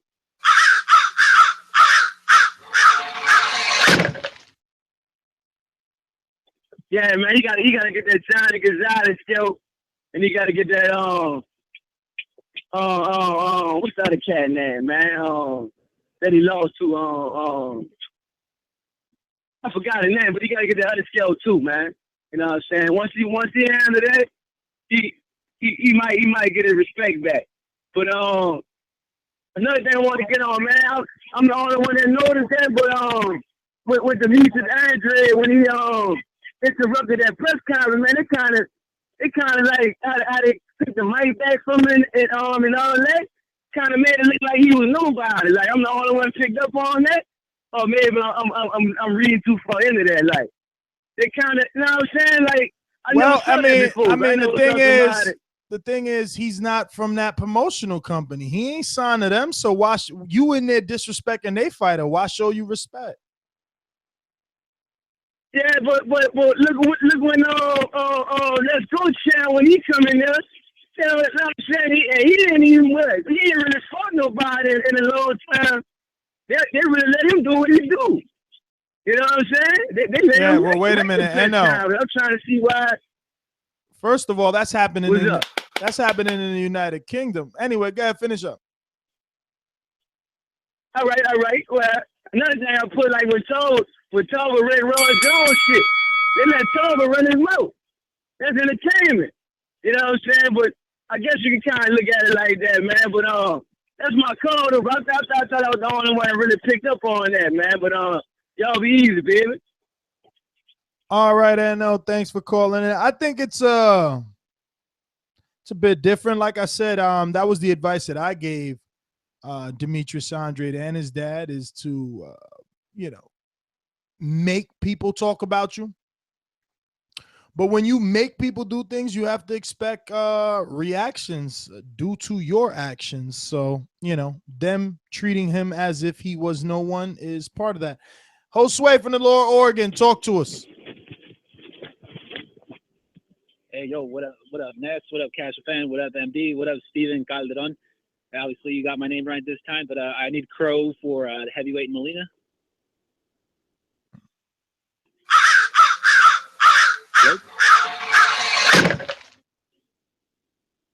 And that's all I got, Ness. Thank you.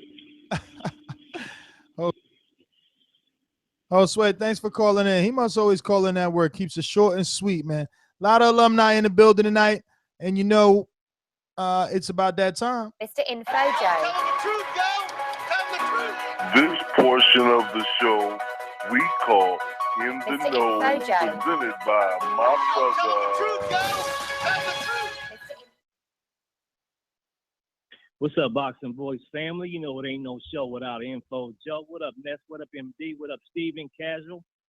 What up, Info? What's going on? Hey, man, first of all, I want to say I've been on a roll for the last 3 weeks. I picked Loma, I picked Ward, and I got everybody right but Mars. Steven, give me that crow for Mars.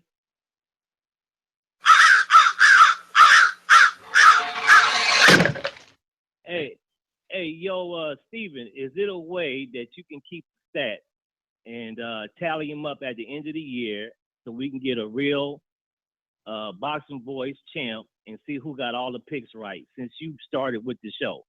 Have you been keeping the stats? I'm going to have to get him to report that back. He is away right now. He's still handling switchboard, but he's handling something in the back end. So you just got me. But maybe he keeps those around because I know he's been saving it ever since the appreciation night. I remember we did a show out there and he had it saved on a piece of paper. Hopefully he transferred to something digital where it won't get lost.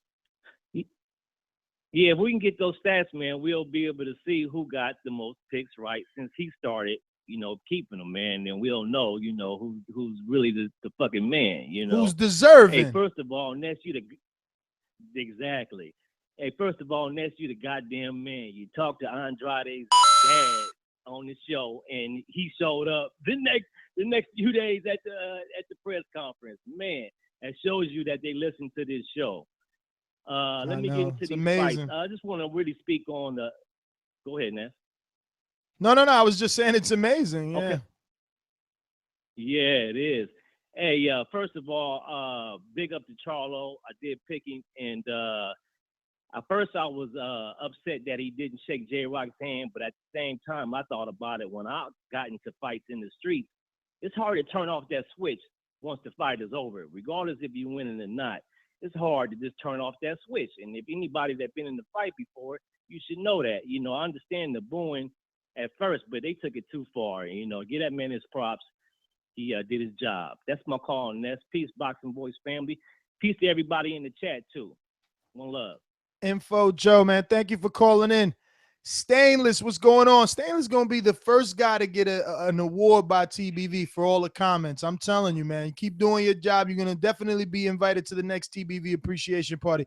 Tell us about this weekend, man. What did you think? Yo, man, everything everybody else has said, I'm pretty much on side with. It's like a Sunday night of football on Saturday in boxing, man. It was something beautiful to see all over, man.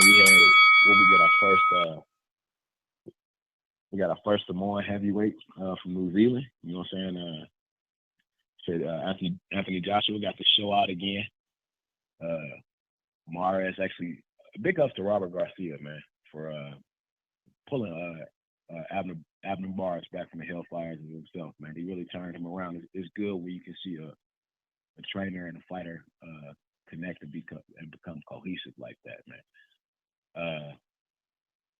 The J-Rock Charlo fight, I didn't really make a pick because it's always so difficult to remember which brother is which until I see him fight. But it ain't no disrespect from Charlo. I do think the crowd took it too far. You know what I'm saying? I do understand being a little heated after fights and everything. So that don't really bother me. Big ups to you, Ness, for pushing, and the Boxing Voice in general, man, for pushing these boxers, man. We're not the only ones who listen to this show. Boxers do, promoters do. Apparently HBO does too, because if I'm not mistaken, John Molina is with Al Heyman, right? And Menard is with Al Heyman too. So we, what I'm saying, they ain't saying it, but they, what I'm saying, we actually starting to get some fights now. So I'm saying, as big a part or small a part as you want to believe you playing a part. So thank you for that. As I say before I end every call, make sure you share this and push thumbs up on this and every episode of the Boxing Voice podcast. And peace, man. Stainless, man. Thank you for calling in all the way from Nashville. Thanks for the kind words, brother, from your lips to God's ears. 906, you're live. It's Shiloh. Talk to us.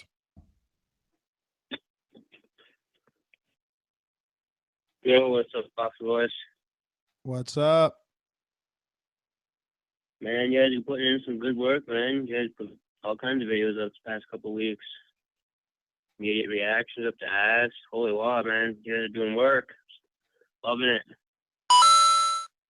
So, first of all, I don't think, one thing I don't agree with MG saying is that Errol Spence isn't a prospect anymore.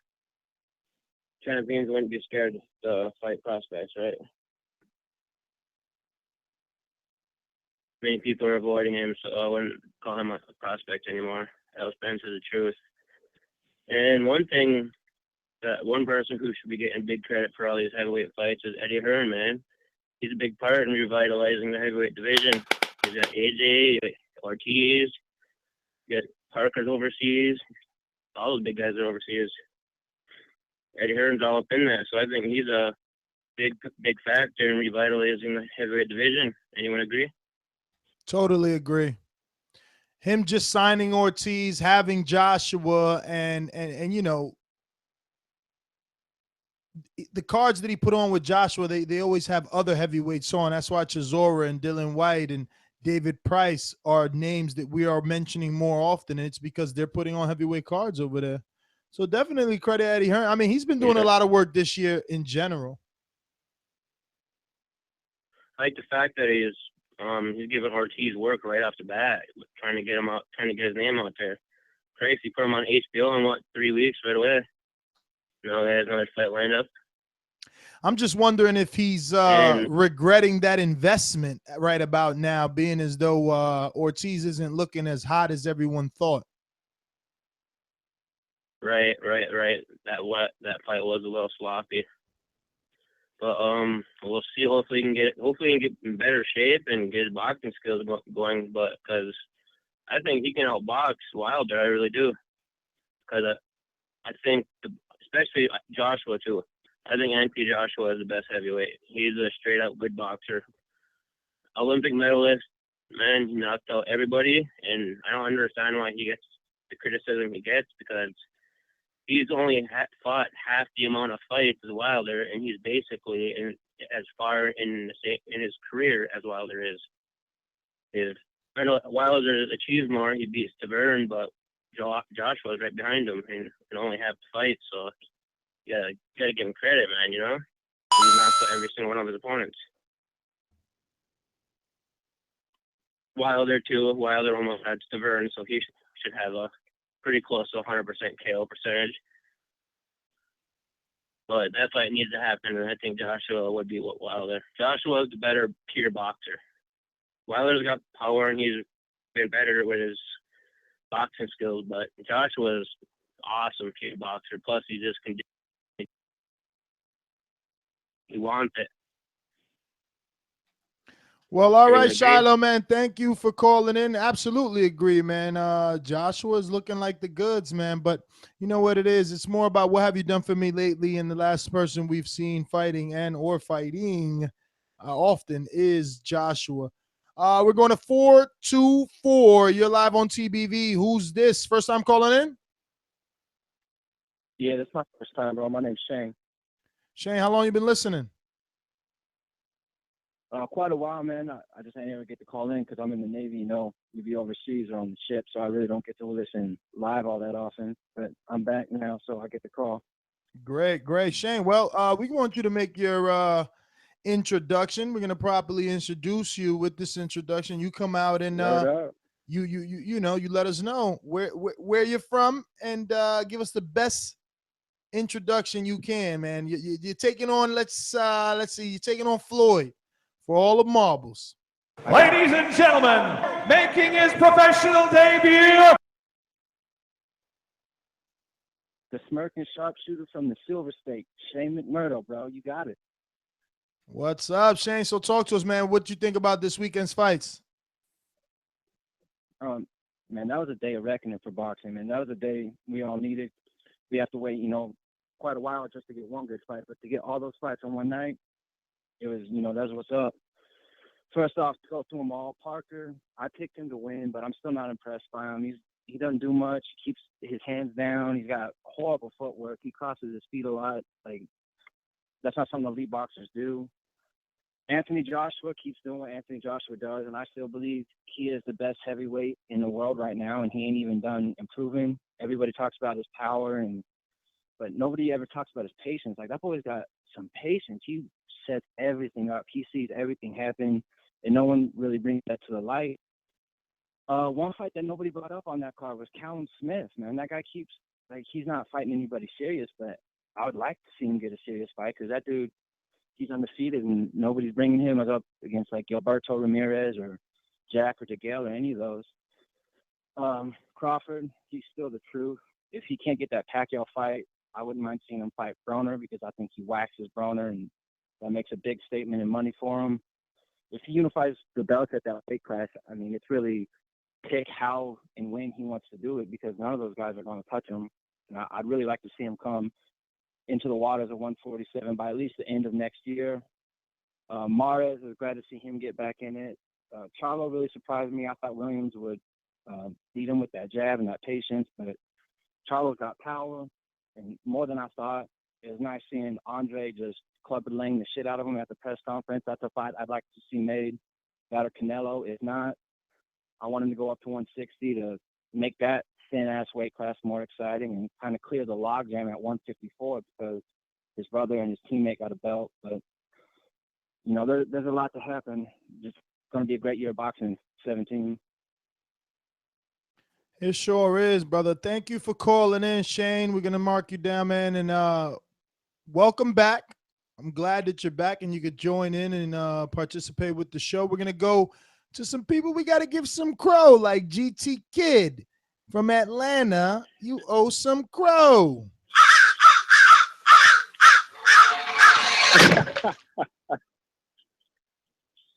Oh man, you ain't even let me ask for it, but that's cool. Yeah, I picked J-Rock, man, and I felt bad for J-Rock. About the fight, man, the boxing was good. J-Rock and Charlo both looked good. They were countering well. They were moving well. They were throwing with bad intentions. And J-Rock just got, I mean, I didn't realize Charlo had that much power. And, man, J-Rock got knocked out. It was bad. But it is what it is, man. I think he can still recover in terms of career. There's still some other good fights at 54. Charlo's probably going to move up, so that belt's probably going to be vacant in the next year. So I think he's still in a good spot. Anthony Joshua fight.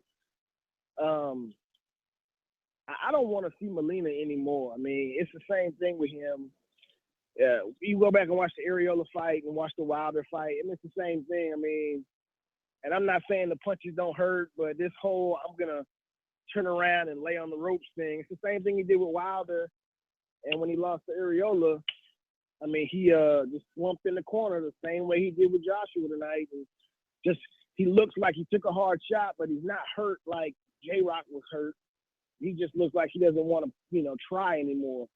And he's getting, he probably made it, $800,000 or $2 million, for quitting essentially. I mean, I think it's kind of garbage. Mars looked pretty good, good win.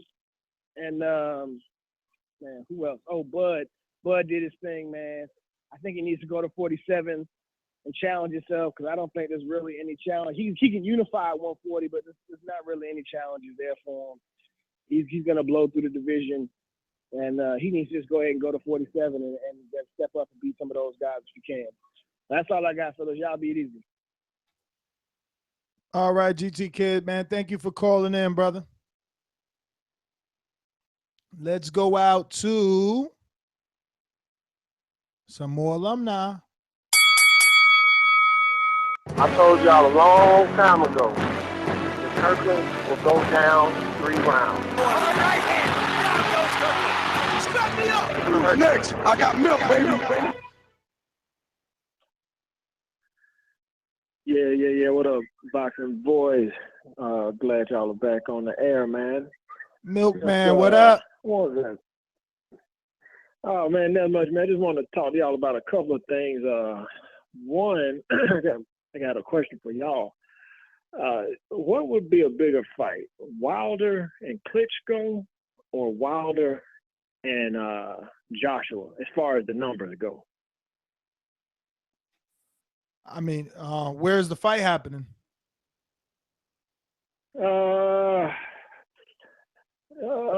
US. All right. So what do you mean by bigger? Bigger like numbers or pay-per-view numbers, ratings, or just a bigger event? Yeah, ratings, pay-per-view numbers.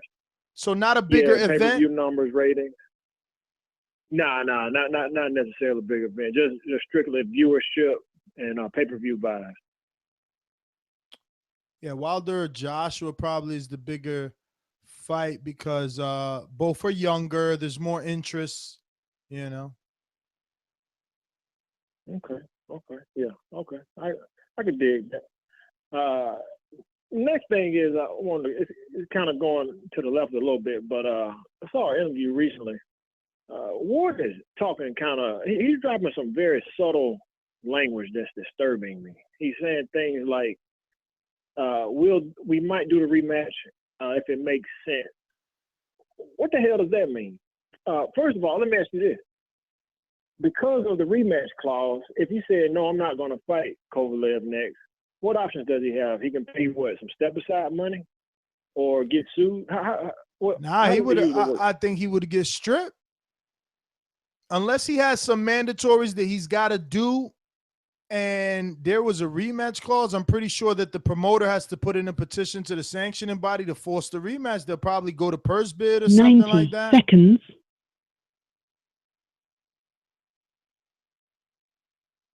You there? Hello? Yeah. Hello? You're here. Oh, okay, I lost you for a second. Okay. Yeah, I mean, man, look, I said it once and I say it again, man. You have a lot of guys in the game right now that say they're here to be the best and they want to fight the best, and it's all about 60 seconds. The best, when there's a question on the table about who won or who was the better man that night, 90% of the best who have done it always do a fucking rematch, man. Milkman, thank you for calling in, my friend. We're going to keep it going. Right down the line, we got 210. Looks like Texas. Talk to us. Yo, what's up, man? This is Rod. Rod, what up? Nothing, man. Just so wallowing in self-pity this weekend, man. I really had a lot of faith in J-Rock, but yeah, I really don't back the guy that hard, and but I let my the fan come out this weekend, and I picked wrong. I was shocked, but one thing that I did notice 10 seconds. ring was the size difference, and that's when I started to get that real bad feeling in my stomach. I was like, oh man, here we go, because Charlo's a big guy. I mean, he looked like a 168, 160 pounder in there. But, I mean, props to him, man. He's got that power, and I would pick him over Boo Boo, but not by a lot. And I think Boo Boo did the right thing. I'm glad he heard what y'all had to tell his dad, and but I would favor him over his brother, But I was kind of hoping he would go in a little harder.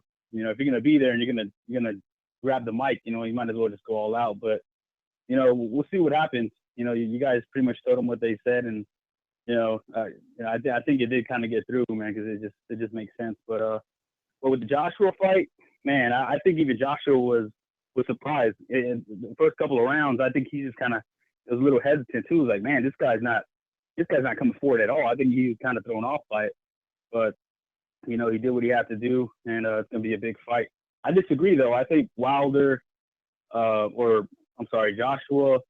Klitschko would be a bigger fight. I mean, because they're going to do Wembley. If they do Wembley, they're going to do like 90,000 or 900, or 90,000 people. And if it was done with, if Wilder was to go over, they would fight at the O2 Arena. So it's a good mix. Yeah, he man. wasn't comparing it though. Yeah, he didn't ask is Wilder Klitschko bigger than Wilder Joshua. He just said how big is Wilder Joshua.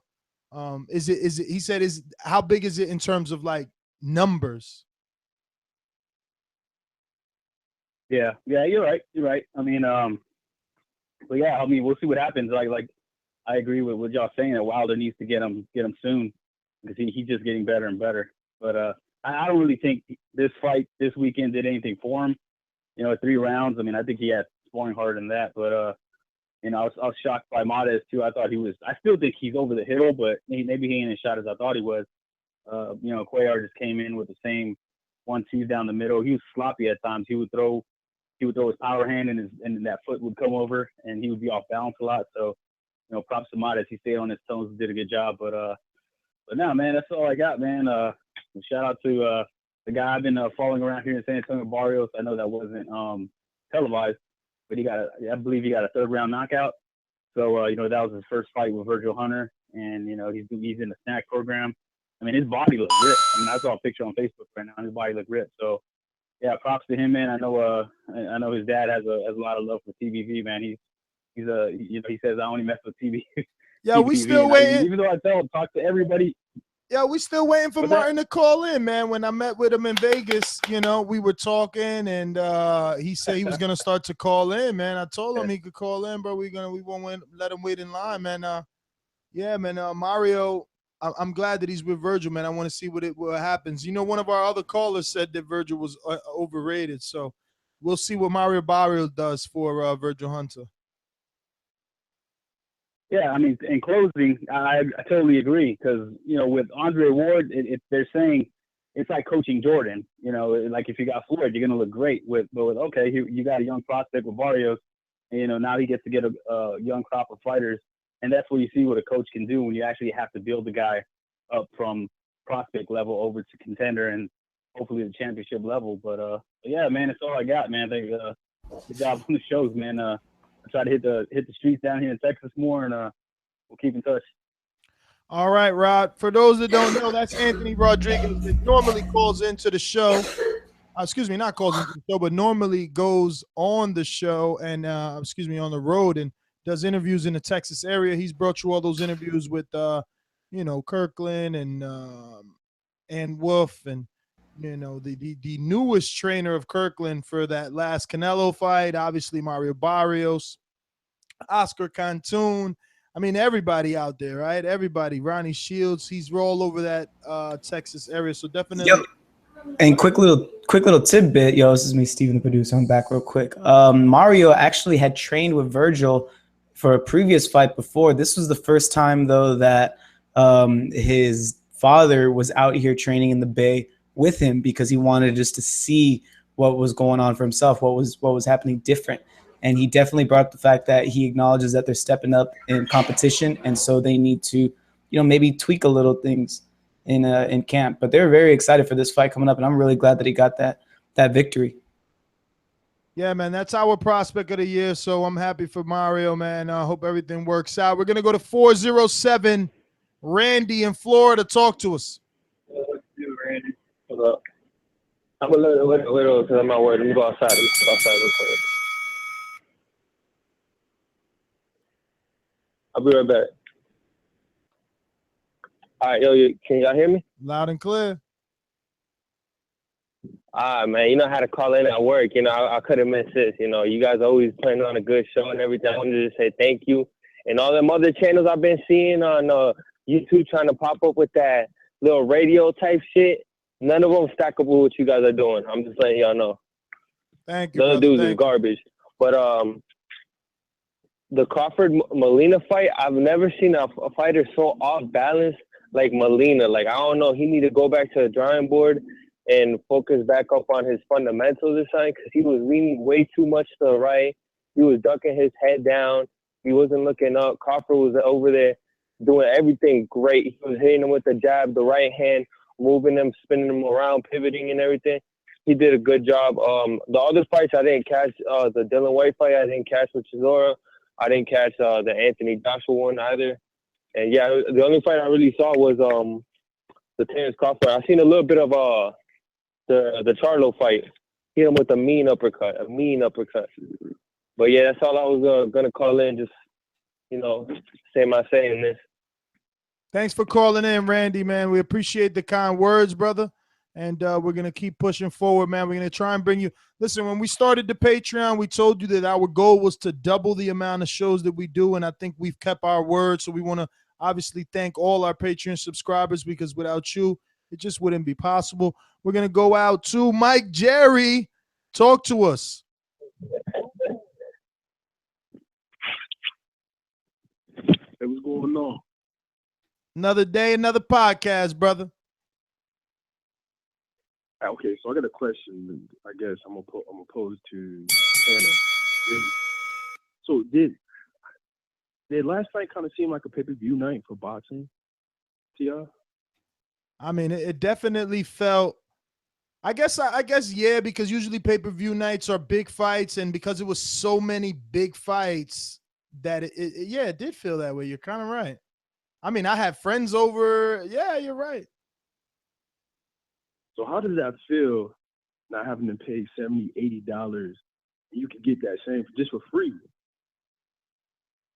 Well, I mean, other than the Charlo and the Quellar, there weren't that many even fights. Like, we knew what was going to happen in both Molina fights, and we knew, I guess, Chisora, but that those are like C, B levels trying to get back in the mix. So it wasn't really that many big fights. It was the culmination of all the fights that gave the weekend that feel, because even Parker Ruiz, there was a belt on the title, so it's considered big, but both those guys were prospects. Julian Williams, he was a contender / prospect. Yeah, but also didn't it produce a lot of, I guess, drama? Oh, tons of excitement, brother. Watching is lacking. Tons of excitement. Yeah, that's something that's lacking. Like UFC, they got this drama that's growing up in boxing. So I think last night was perfect. Pay-per-view night. It was just perfect. And that's the only thing I wanted to speak on, like what kind of atmosphere yesterday provided for boxing fans. That felt like a pay-per-view day right there. But I'm enjoying listening to your podcast, so I'm gonna go back to listening. Mike, thank you for calling in as always. And if you like Mike and you're listening, this is big. you know, this is a big present and a big party for everybody. But if you like Mikey and listening to the podcast, remember to rate us 5 stars on iTunes. Earn yourself a Mario Brothers coin. Rate us 5 stars on iTunes. Hit that thumbs up button. In the future, present or past, every episode is important to help with the visibility of the show. You know, I want to thank everybody that called in. Without the callers, without the listeners in the audience, this show is nothing. You've made this show what it is today. Obviously, I want you guys to go back and check out all the content that we've made this week. A lot of stuff, man. We watched the Anthony Joshua versus Eric Molina, and we did some live fight commentary. Check it out. Video is doing well. Our immediate reaction of Anthony Joshua knocking out Eric Molina, you know, doing very well. So applaud to all of you guys that listened to that. That episode is now coming in about 100 and something thousand, man. So we just want to obviously thank you guys for continuing to support. Like we said, man, when we started Patreon, we said that with a successful Patreon, we would be able to double the content. And I think we've exceeded that. I mean, in the past couple of days, I mean, I remember 2 days, I probably did 3 shows each day. So definitely working hard for you guys, man. And we're hoping that you're enjoying it. Remember, a way to show that you enjoy is to hit that thumbs up button because it helps with the visibility of the show. I'm your host, Ness GTO. I was joined alongside a bunch of co-hosts. Yo, Ness, real quick, though. Did we get to Josue from Oregon? Yeah, yes, I did. All right, for sure. I just want to double check because remember he took a shot at me last time because I didn't put his name in. Calling me Chicharron. I don't want to get in trouble again. He actually took a shot at you this time because he said Steven Calderon got it right this time. So he's still keeping you on your toes. But you can follow me on social media, on Twitter and Instagram if you want to follow these gains. The kid signed up for a gym, so now you're really about to see growth. You think I was juicing before? It's a wrap. I'm coming for Joshua. No lies. Follow me on NestGTO on Instagram and Twitter. And I said Twitter. Instagram and Twitter at NestGTO. And follow my good co-producer. See how well he's doing, keeping all your names down in the list here. We're able to get to everyone quickly. He doesn't let us forget anything. As you can see, both reviews got mentioned today. So remember to drop your 5-star review and have it read live on the show. Yo, I am the producer, Mr. Producer. You can follow me on Twitter at Calderon92 and on Instagram at sugar_steve.c. Thanks for coming out, everybody. And props to everyone who man up and took their crow, or women up, you know, like Monster Peace did. And they admitted when they need their crow. Definitely, man. Definitely a lot of crow to go around. But we'll be back. Hopefully we get some big news. We got Bernard Hopkins fighting. So the year isn't over. Don't assume that it's over. Boxing Voice is here to stay. We're still going to be giving you content. We'll find things to talk about. If you build it, they will come. Later.